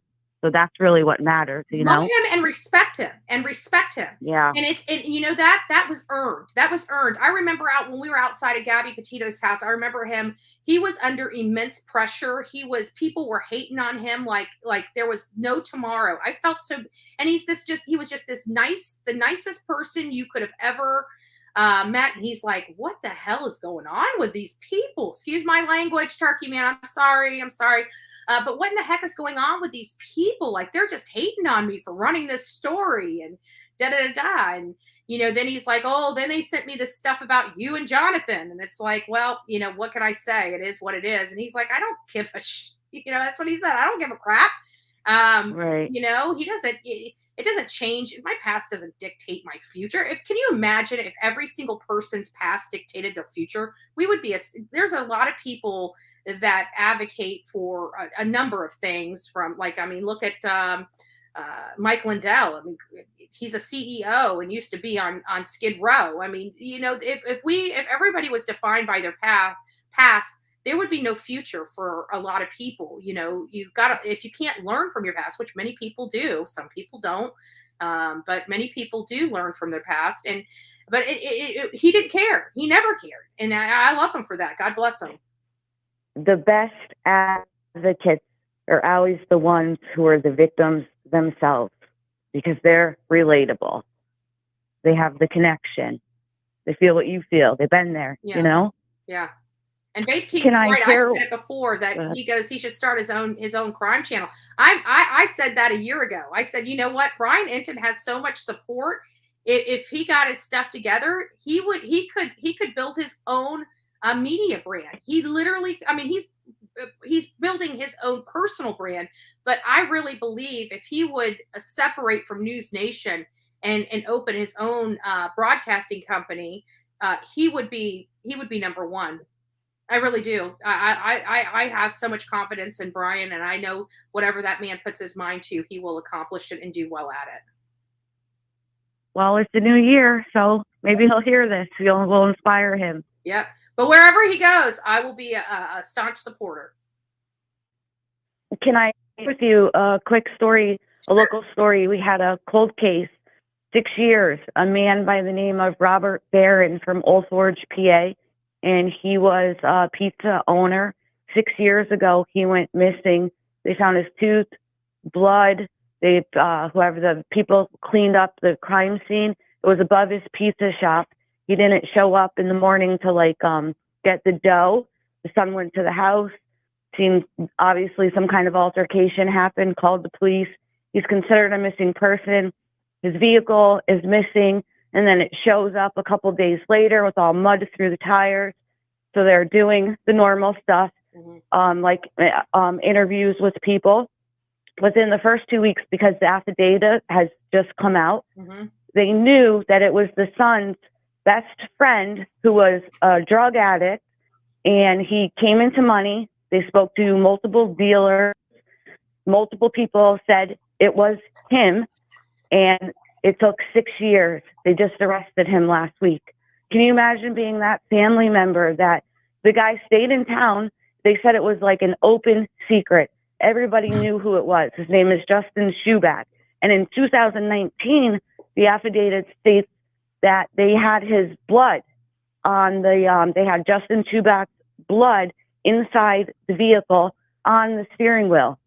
Wow. And they had multiple people say that we think it's him. We think it's him. He had money.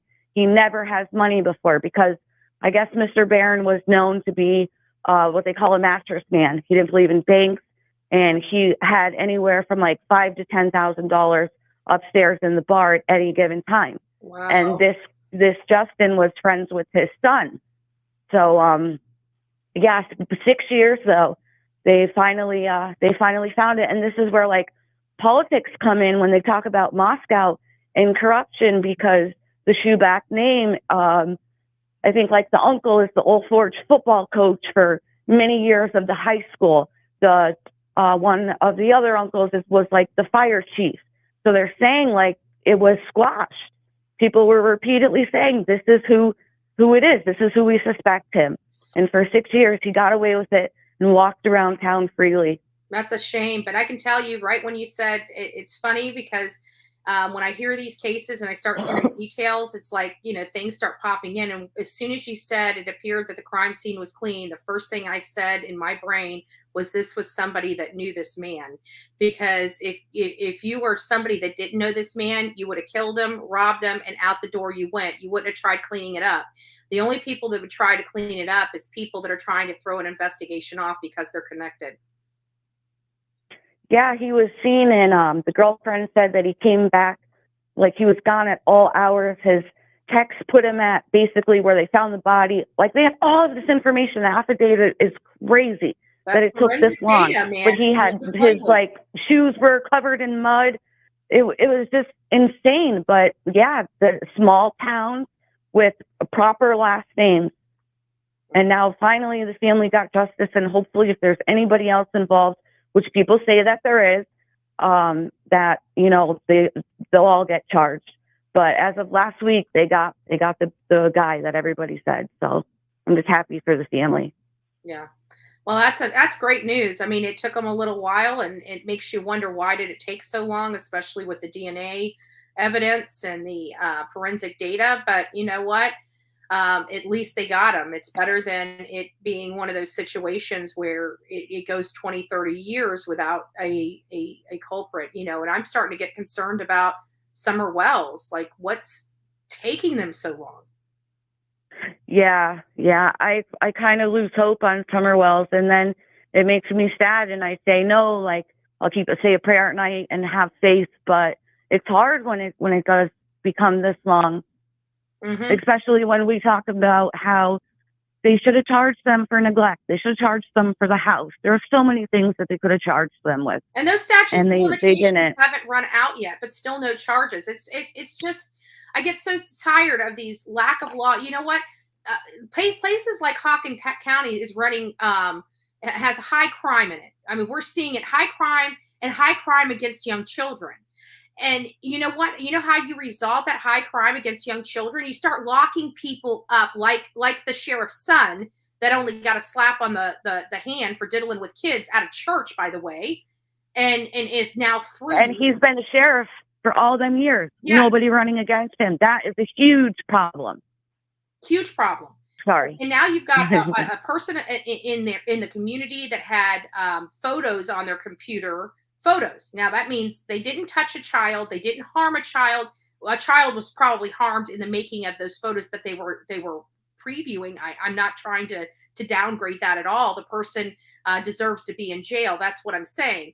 But that person that only had photos gets 8 years, and somebody that physically did something to another child, just so happens to be the sheriff's son, gets a slap on the wrist, thrown in jail, but supposed to, then they plea it down to a 1-year sentence, and he walks out after 2 months. Yeah, it's not right. The world is messed up when you're in true crime and you see all this stuff.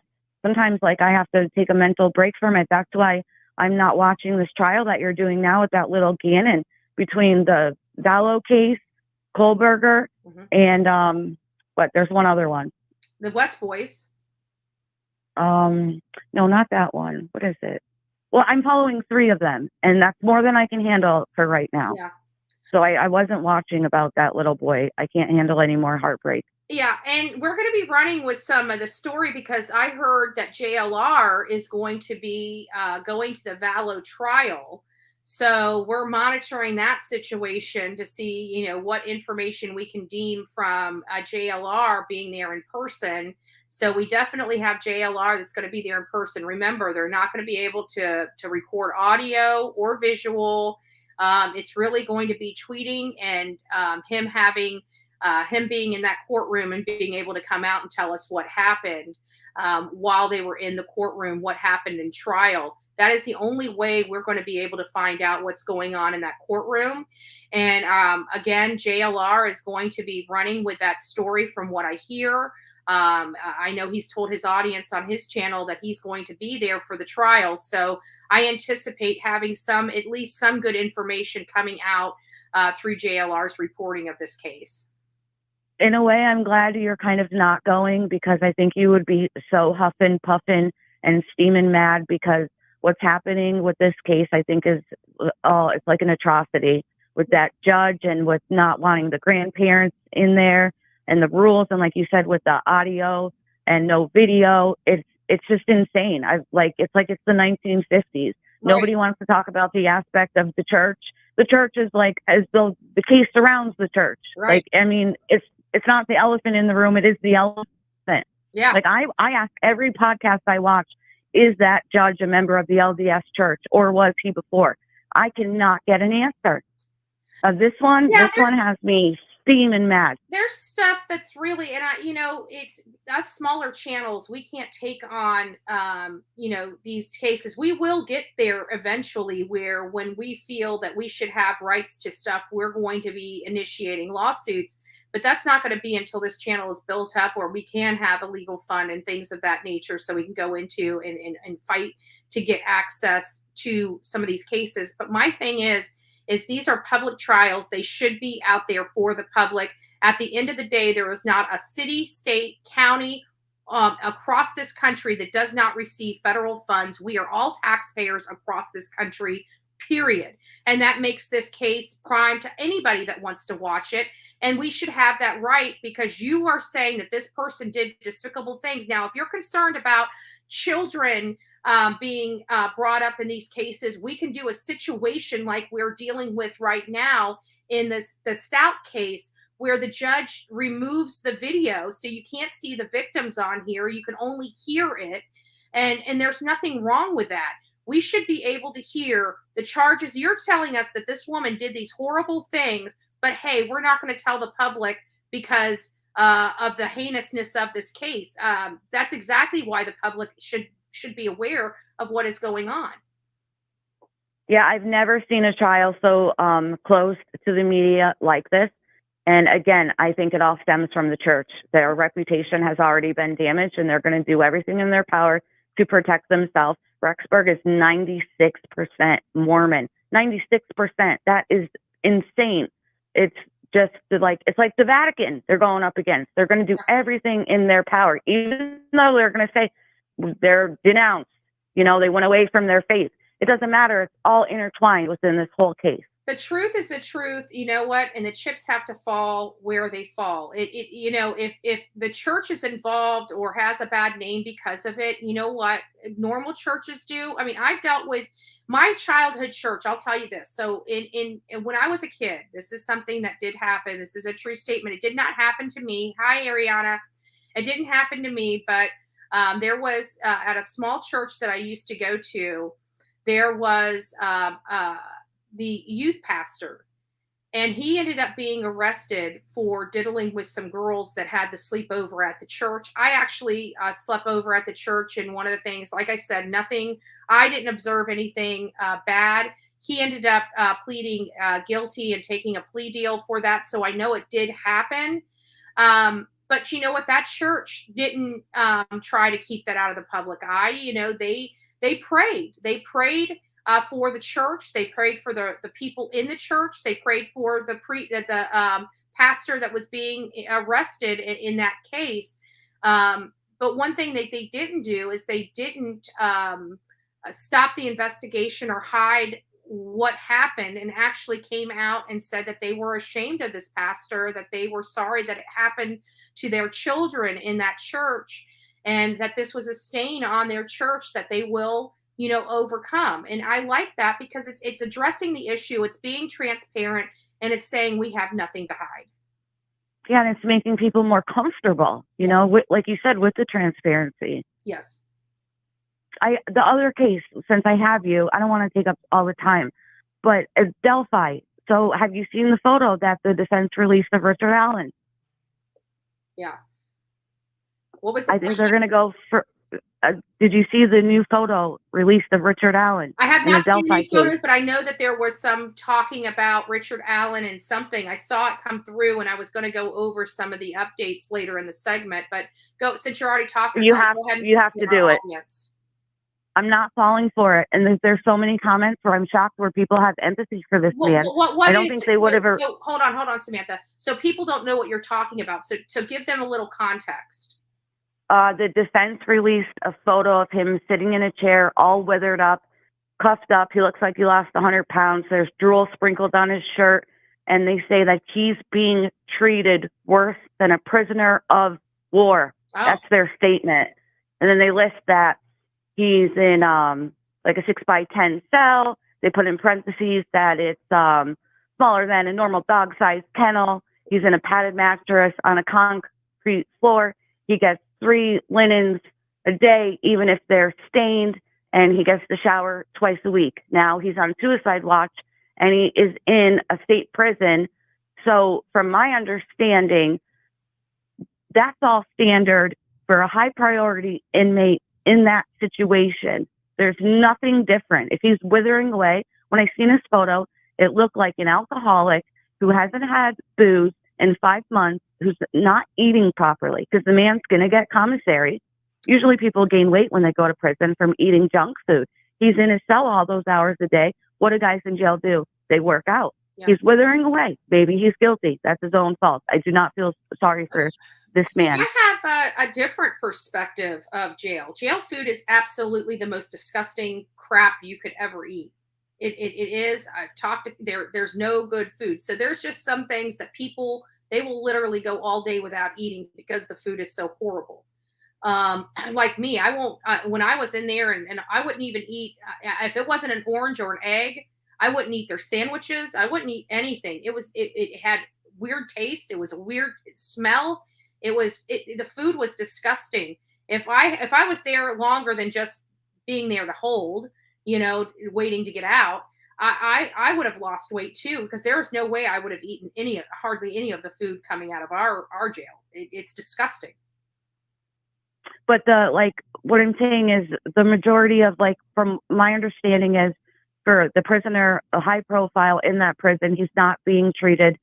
Every other prisoner is getting the same. What he decides to do with his time in that cell is his decision. Like say the 3 linens a day, they're spoiled. You ever watch jail shows? Yeah, that's People what I are was going to always say. It washing sounds their like clothes in the sink and they're hanging them. If he's not washing his spoiled clothes in the sink like people do in jail, that's on him. Yeah. He should not get any special treatment. So they're saying he is suffering from a psychotic break. They want him moved immediately. There's like, I think 3 or 4 upcoming hearings that were on the docket. They're all canceled. Wow. I think it's just an insanity plea. So definitely look into it.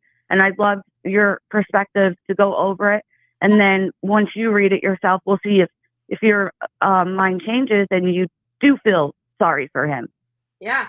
No, I'm not going to feel sorry for the man because it sounds like he's being treated like every other person in there. I mean, I've never heard of having a bougie cell.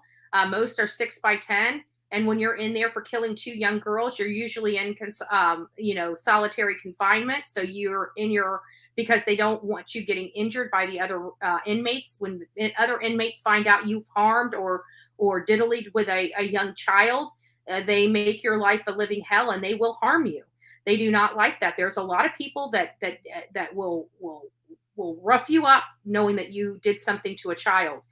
And they have to put him in. So yeah, he's going to be in solid. I'm sorry. You chose to take somebody's life and you had years to live outside knowing the heinous crime you did while they were looking at other people. And you just kept quiet and had that smiley face at that CVS store when people were walking in, or Walgreens or whatever he came from, walking in. You had years of living on the outs. So now, just deserves. I do not pity anybody living like that. As a matter of fact, I hope he gets the DP for his crimes, especially giving law enforcement, putting him on a wild goose chase. And what did these girls ever do? They just wanted to go out and meet a couple boys and have that giddy feeling and go home. And now one of their sisters are forever going to think that their sister's death is her fault. That's something that jail cell will never be able to resolve. I do not pity anybody that's sitting behind bars after doing what he's accused of doing. And if he's uncomfortable, good.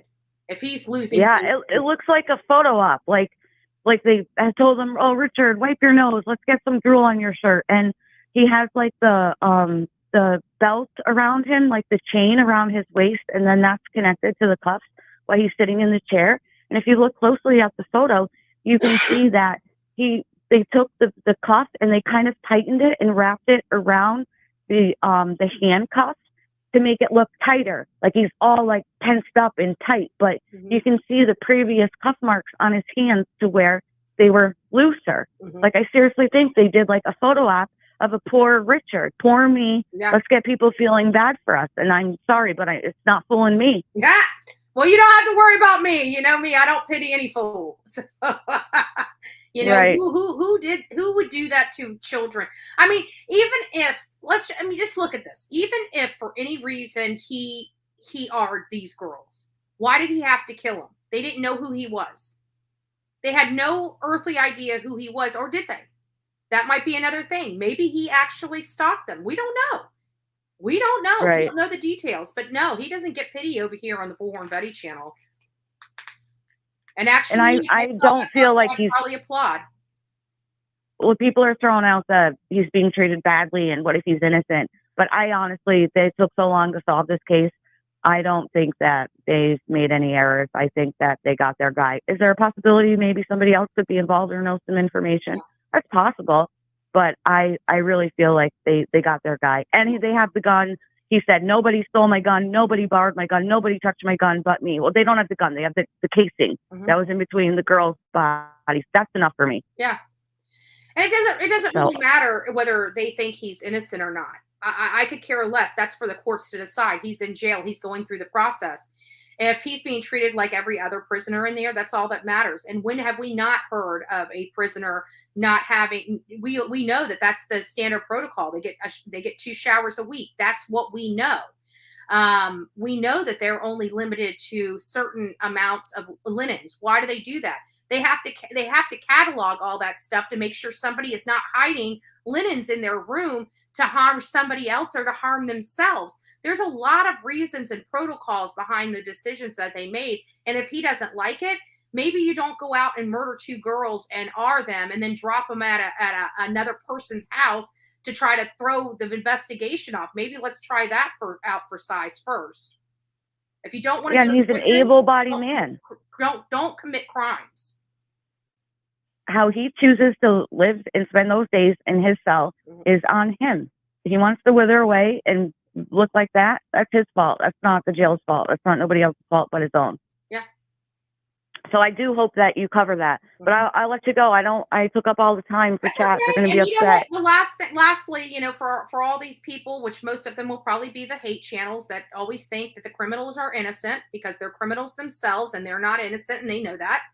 But these hate channels, they would, if this would be okay, if I was arrested and that kind of conduct would be okay for Bullhorn Betty, don't be crying that's this person that murdered children is dealing with the same type of what you wish would happen to me. So I don't want to hear it. Yeah, no, I agree. I think that the laws are too harsh, honestly, and I do hope he gets the death penalty. I do too. I think it should be standard, especially if you kill an innocent child. And if he withers away, he withers away. God, you know, God don't like. We need him to face trial. Yeah. But that's what people's concern are, is for him to be healthy enough. But I think it's a ploy that they're going to do an insanity plea. Yeah. I think that's what they're looking for. I know this for a fact. If they're not eating in jail. If they don't eat in jail, they are allowed to force feed you. That means they throw a tube down your throat and forced feed nutrients into your body.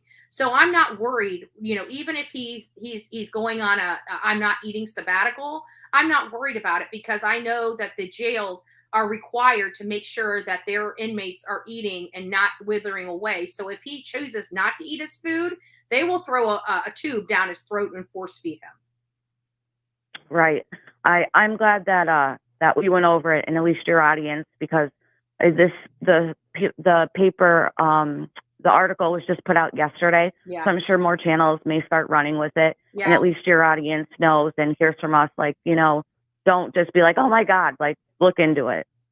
Yeah. And question everything. That's what we do on the Coffee Club. We question and we don't trust News Nation. Yeah. And we just don't run with, just because News Nation runs with a report, we don't just take it as fact. We look into it because I don't trust them. Right. I agree. Okay. Well, I'm gonna let you go because, like I said, somebody else probably wants to call in. Yeah, I'm trying to adjust this. I got the light now beaming in. It's starting to get bright over behind me. So I'm going to end up letting everybody go here shortly anyways, because I got a glare in my screen. And congrats on the bullhorn. Oh, it's so badass. And look at Sonia, a lot of hours. No, this was a surprise. They kept this under wrap from Bullhorn Betty. And I was utterly surprised. And it couldn't have been delivered at more perfect timing. I literally had just been in the house less than 20 minutes when the doorbell rang. So I actually was able to hear the doorbell, pick up the package, scratch my head wondering, what did I order? And then open it up. And it was like Christmas morning here in the Bullhorn Betty house. I want to throw this out too. For people out there who bust your balls about not having kids or going to school board meetings and going to council meetings, that's where the change starts. And the average American in their community does not go to their borough meetings, does not go to their county meetings. And that's why the laws stay the way they are. Yeah. It's got to happen inside your community, and then it spreads, and then it goes to your state. But a lot of Americans, they don't do that. So I think that you going to those meetings is amazing. Like, seriously, more people should do that. More people should be involved. Yes, I'm very, very involved. I feel that I've earned the respect of the people that I represent. The people I represent are the people of my county. And I also I started here in Manatee County, and then I branched out to a few counties that are connected to Manatee County. And then every time I heard my county commissioner say, we need to raise your taxes because over in Tampa or over in Pasco County or over in Dallas, I'm thinking, if you're raising my taxes based upon a community that I don't even live in, my ass needs to be in that. Sorry, Turkey Man, my butt needs to be in that that city or state so they don't raise their taxes, because if our county's beholden to whether they raise taxes, I'm going to be over there keeping their taxes low too, because I'm sick and tired of hearing because they're doing it, we have to do it. So I started branching out to other. Now I cover the state of Florida, and now I'm branching out into the United States. So it's, yeah, I guarantee for every hater, you're inspiring people, and they're like, oh, she's out there talking. I agree with her. I want to join her. Yeah. Maybe I should get involved. You're making people think about it. And then the people who don't like you, hell, maybe they'll go to the meeting too just to debate you. But they're showing up. So you're getting people in the door regardless. Yeah, exactly. Which means you're making a difference. And not only that, but with all the hate that I get from all the activism I'm doing, if they don't like the activism I'm doing, go out and do your own activism. Nobody's telling you to stay in your basement pecking on a keyboard, wasting your life away and doing absolute out there helping my community. Like we did Hope Fest. We did Hope Fest where we gave out, bikes and TVs and computers to underprivileged kids. We had this huge thing bringing people into the church. I've been at soup kitchens. I've handed out food to homeless people. I had a person that I went to high school with. She has cancer, and she lives in a bad part of Palmetto. But I've known her literally my whole life, and her fan broke. She was broke. I do electrical work. So I told her to purchase the fan. I would come over there and install it for her, and went over there and installed it for her free of charge, just so she had a fan, because she's got cancer. She's got her children. Her one daughter had a baby at 16. She's just trying to make it. The father of her kids are out there on the streets doing drugs and everything. I felt bad. And it was something that I could do to change her day, to make her, feel like somebody gives a damn about her. Nobody asked me to do that. And I never promoted that, nor have I, but I am explaining it. There's a lot that people don't realize I do right here in my own community, over and above this YouTube stuff and traveling to cover these cases. I just love people, and if I can make somebody's day better, I'm going to do that. That's why I don't like the hate. I don't like the hate across YouTube, because it's just, it serves no purpose. And if those hate channels actually took the time to utilize their tenacity into good, think of how much more we could accomplish across this country and how many more lives we can change. But they're not. They are just beating me up because I'm out here trying to do it and trying to do it well. Well, you have the support from the real people who pay attention and who actually listen to you, that they don't just hear a clip that the majority of the time is taken out of context. Yeah. I don't think people listen. I came to YouTube with the Summer Wells case. I didn't know what doxing was. I had my full name on there. Obviously I changed that in a couple months. Yeah. But it's just, I lost my train of thought.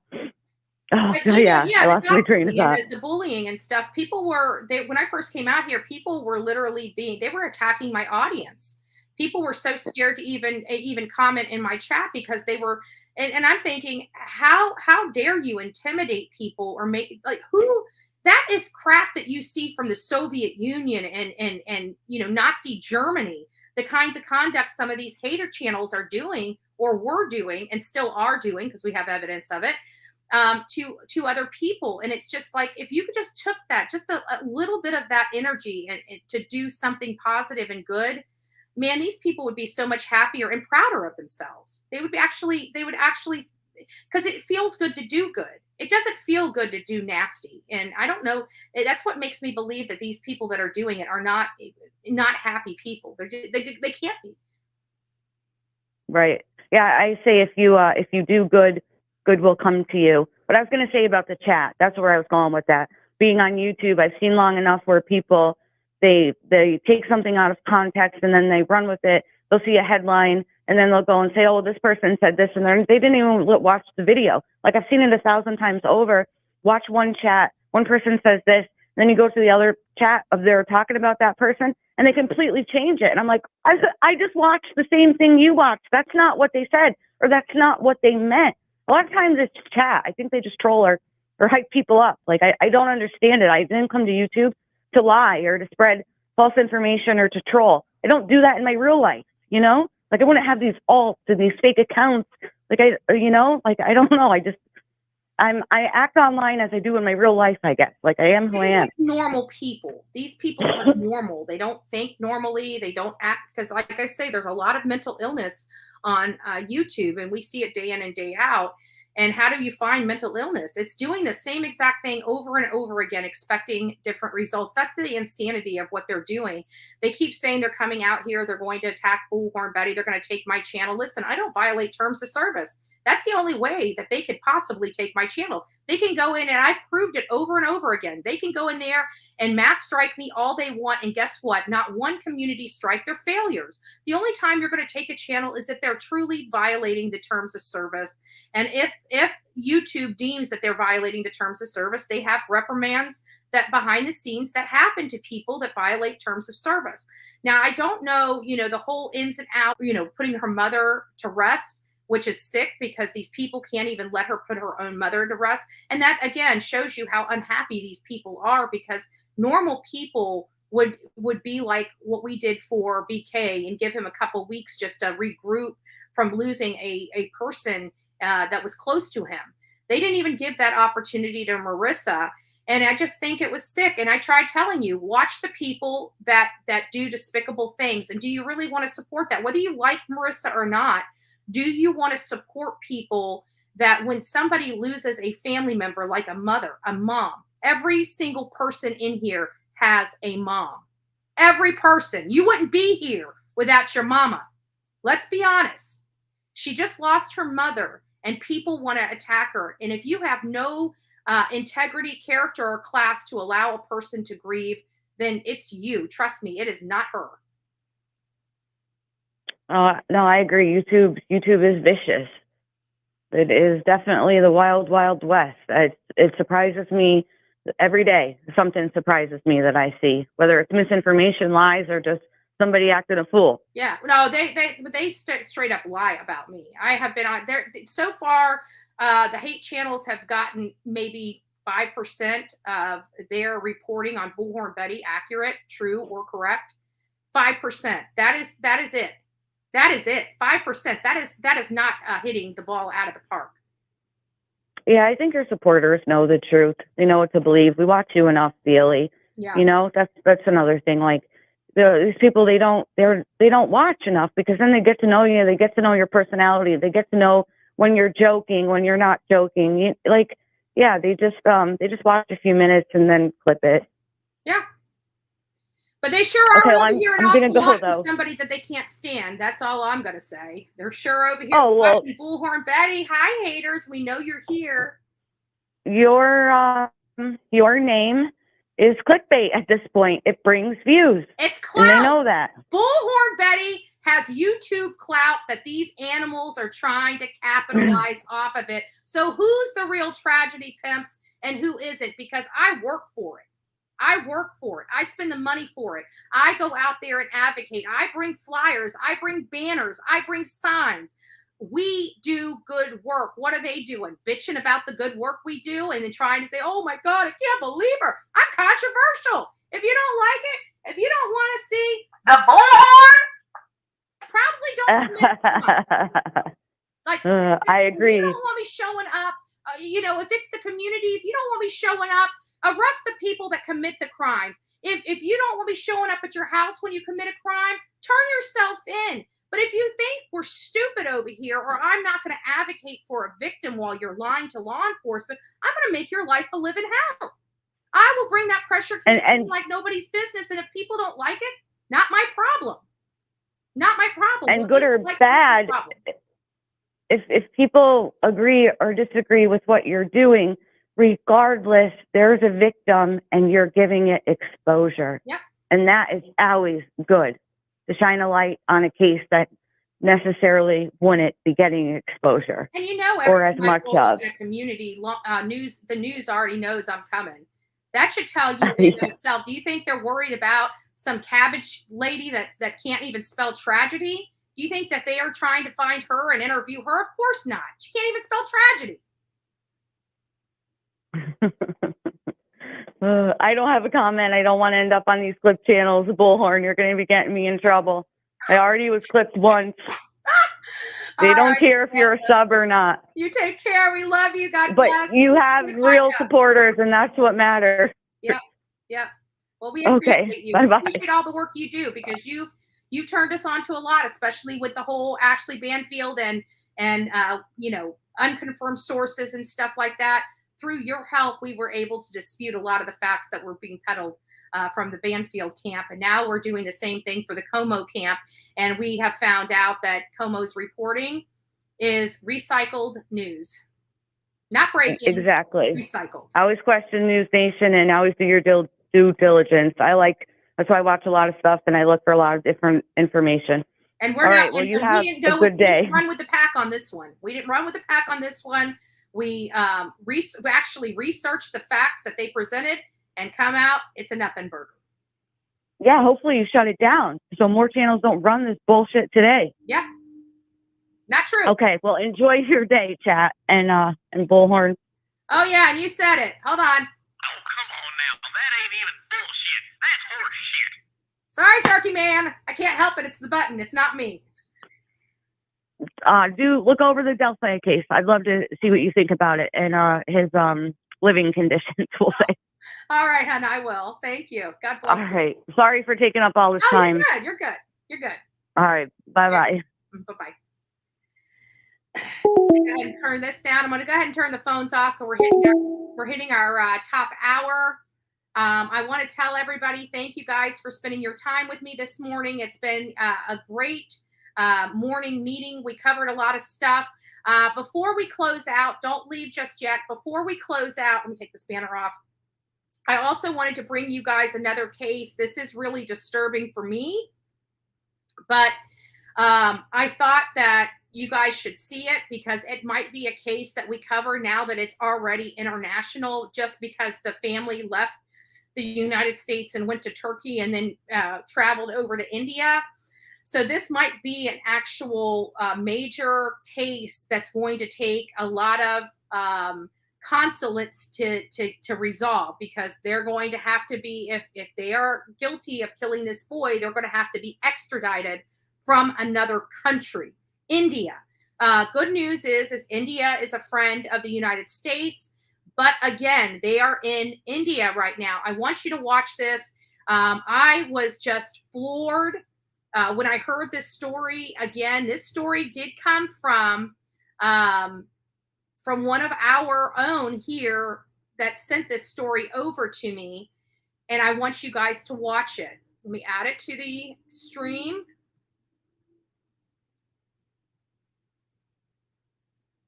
Here we begin with breaking news in the search for a 6-year-old boy who went. So Noel is the person. It's a 6-year-old boy. Again, we are borrowing this or using this under the fair use for commentary and criticism, as well as newsworthiness. So we are going to be running this. And I'm just going to get here because they're going to be talking about, I think it's right here. Let's start here. Just one of the disturbing details now coming to light as we get our first look at a search warrant in Tarrant County. Detectives say Noel Rodriguez Alvarez's family left town 48 hours before an Amber Alert was issued almost 2 weeks ago. His mother, stepfather, and 6 of his siblings boarded a flight to Turkey and then traveled on to India. Little Noel was not listed on that flight. I want to get to Sydney Persing in our newsroom. Now you're going to hear out some of the details. Again, this is where I say that the parents of this child, they told family members that they sold this child to a person at a convenience store. And we know when a parent makes those kinds of claims, they're probably not true.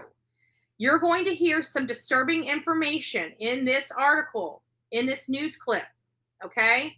In this news clip, they're going to tell you that this mother, for whatever reason, this case here reminds me a lot of Leilani Simon, where the mother never connected with their child and abused that child because of it.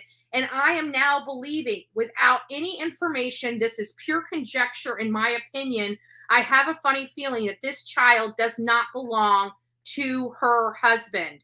For whatever reason, I do not believe that this child is her husband's because of how she hates this child so much. I believe something else is behind this story with the 6-year-old boy, but I don't have any concrete information. It's speculative at this point.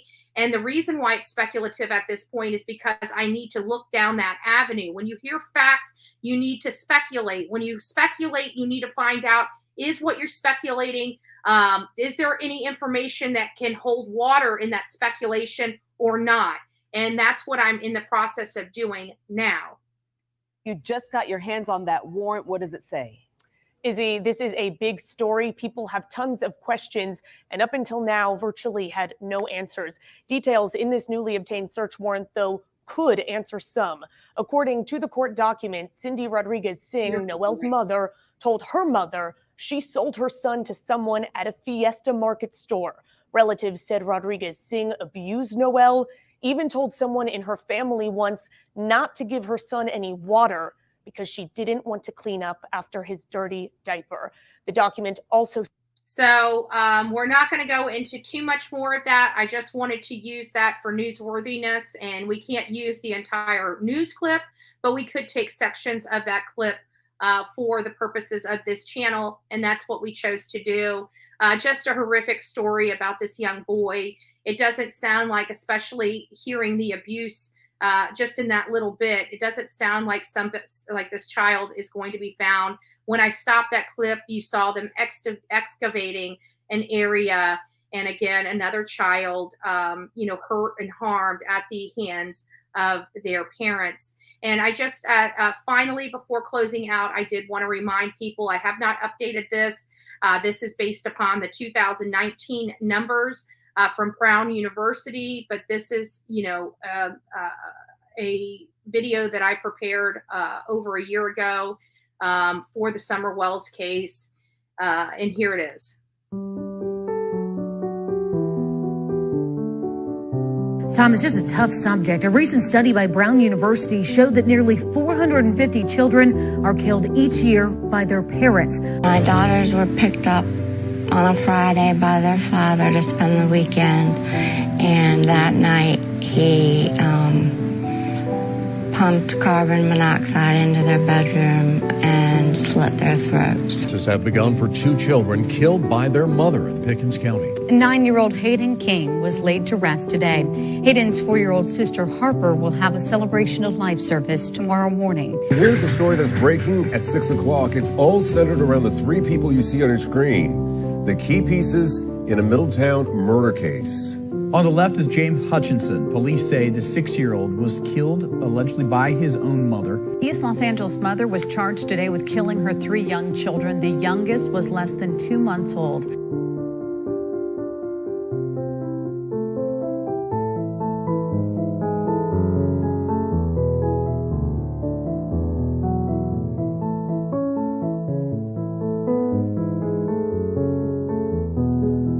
At 6 with breaking news. Good evening to you, friends. Greg Merriweather along with Elizabeth Vow. Our top story today, that precious little 2-year-old right now. 2 people are facing charges accused of murdering little Nevaeh Allen. Investigators found the 2-year-old dead in Mississippi after several days of searching. One of those blamed in her death, the girl's mother, Lanaya Cardwell.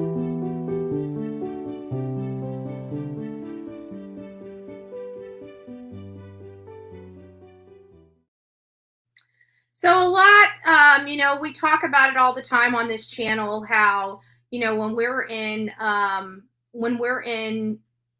school, we're always taught about stranger danger. We're always talked about, even as adults, walk in teams, don't be alone, always be in a group and stuff like that. But what they fail to tell us is that the statistics don't show that we are in danger of stranger danger as much as we are from our own parents in many cases.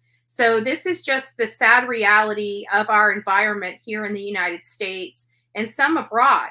But we do want to definitely bring, awareness to the fact that parents do horrible things. Some of them are accidents. Some of them are accidents and accidents that they created. And so it scares them. And so they try to hide that accident, and they get themselves in a lot more hot water because you didn't even bother picking up the phone and trying to get your child help when that accident happened. you just chose to go to the most drastic in an effort to hide your neglect or your endangerment of that child or whatnot. So it's just a sad state of affairs for our children. And I feel like our children are attacked on so many fronts, from the trafficking aspect to all these despicable people that want to see some really unsavory things that children can do against their will and things like that. So we just really want to, I just feel like our children are under attack, and they're the most innocent of the innocent, and they are our next generation. They're the ones that are going to be bringing this country to the next era. And we want to protect them as much as possible. We bring awareness to them, and we want these children. We don't want reunification of these children with their parents when they've done despicable things. We want them to be able to have an opportunity to change their life and to do better with their life than the life that their parents had given them. So I do believe the family unit is very important, but I also am one of those people that are a realist, that understand not all parents deserve to have their children. And we want to protect those children. It's not about having the PC garbage of reunification. It's about what's right for the children, not what is right for the political careers of these judges and of our politicians. I don't care about their political career. I care about how many children can we save, and what is the process of saving those children, whether or not they're reunified with their parents or not. Me as a taxpayer, if I can save a child and it costs us $900 a month to do so, guess what? I'm all for that $900 a month price tag to make sure that child has every opportunity in the world to live and to have a good life, and potentially the American dream in their horizon. And that's what we do here on the Bullhorn Betty channel. And we don't care how many haters come after us. We don't care how many times they try to mass flag this channel. We don't care. We keep up the good fight. We will continue to keep up the good fight. And God forbid, if for any reason I do happen to accidentally violate the terms of service on YouTube and it costs me my account, we will just build a new account and make it big and beautiful and keep advocating for these children despite the hate. We come from a place of love. We will always continue to come from a place of love. And we love the support that we get from all the people out there on YouTube that are trying to do better for this country, for these children, for victims of crime. We don't just cover children. We cover injustice, any injustice. And we're going to be going out and doing an injustice for an adult, right, that's in the hospital, that the friends threw a tube down, made him chug, vodka through a tube. He was on his deathbed. He just got out of ICU. His name's Trent.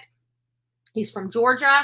And, right now we're hearing that there is no arrest still in this case. And we're also further hearing, I still haven't confirmed it yet, so we're going to take it as rumor, that one of the boys' father is on the police force.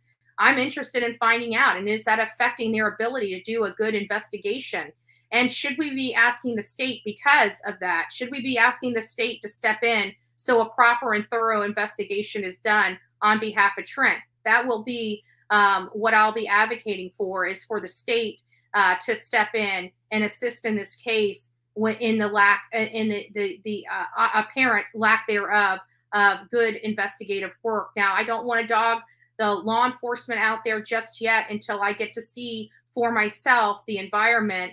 And if there is corruption. It's one thing to say that there's corruption in a community. It's another to see it with your own two eyes. So I'll be paying very close attention to the conduct that is going on. And you know what?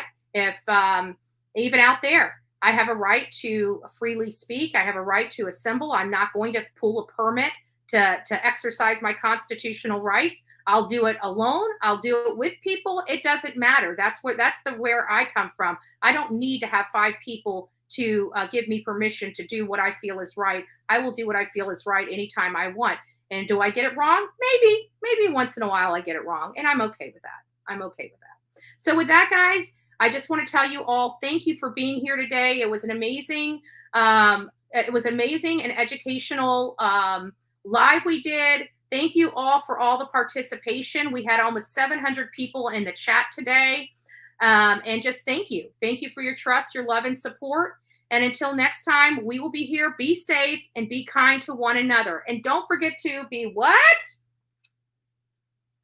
Fearless, baby. Don't forget to be fearless. If you see something, say something, because an ounce of prevention is worth a pound of cure. And until next time, like I just said, be safe and kind to one another. God bless each and every one of you.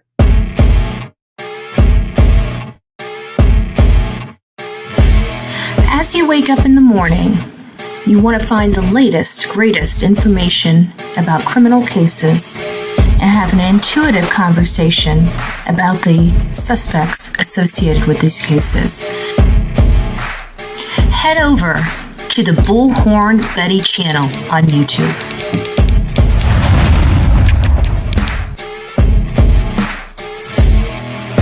Get breaking news right here on the Bullhorn Betty channel. Welcome to the Bullhorn Betty Coffee Club. Enjoy your stay and enjoy your day.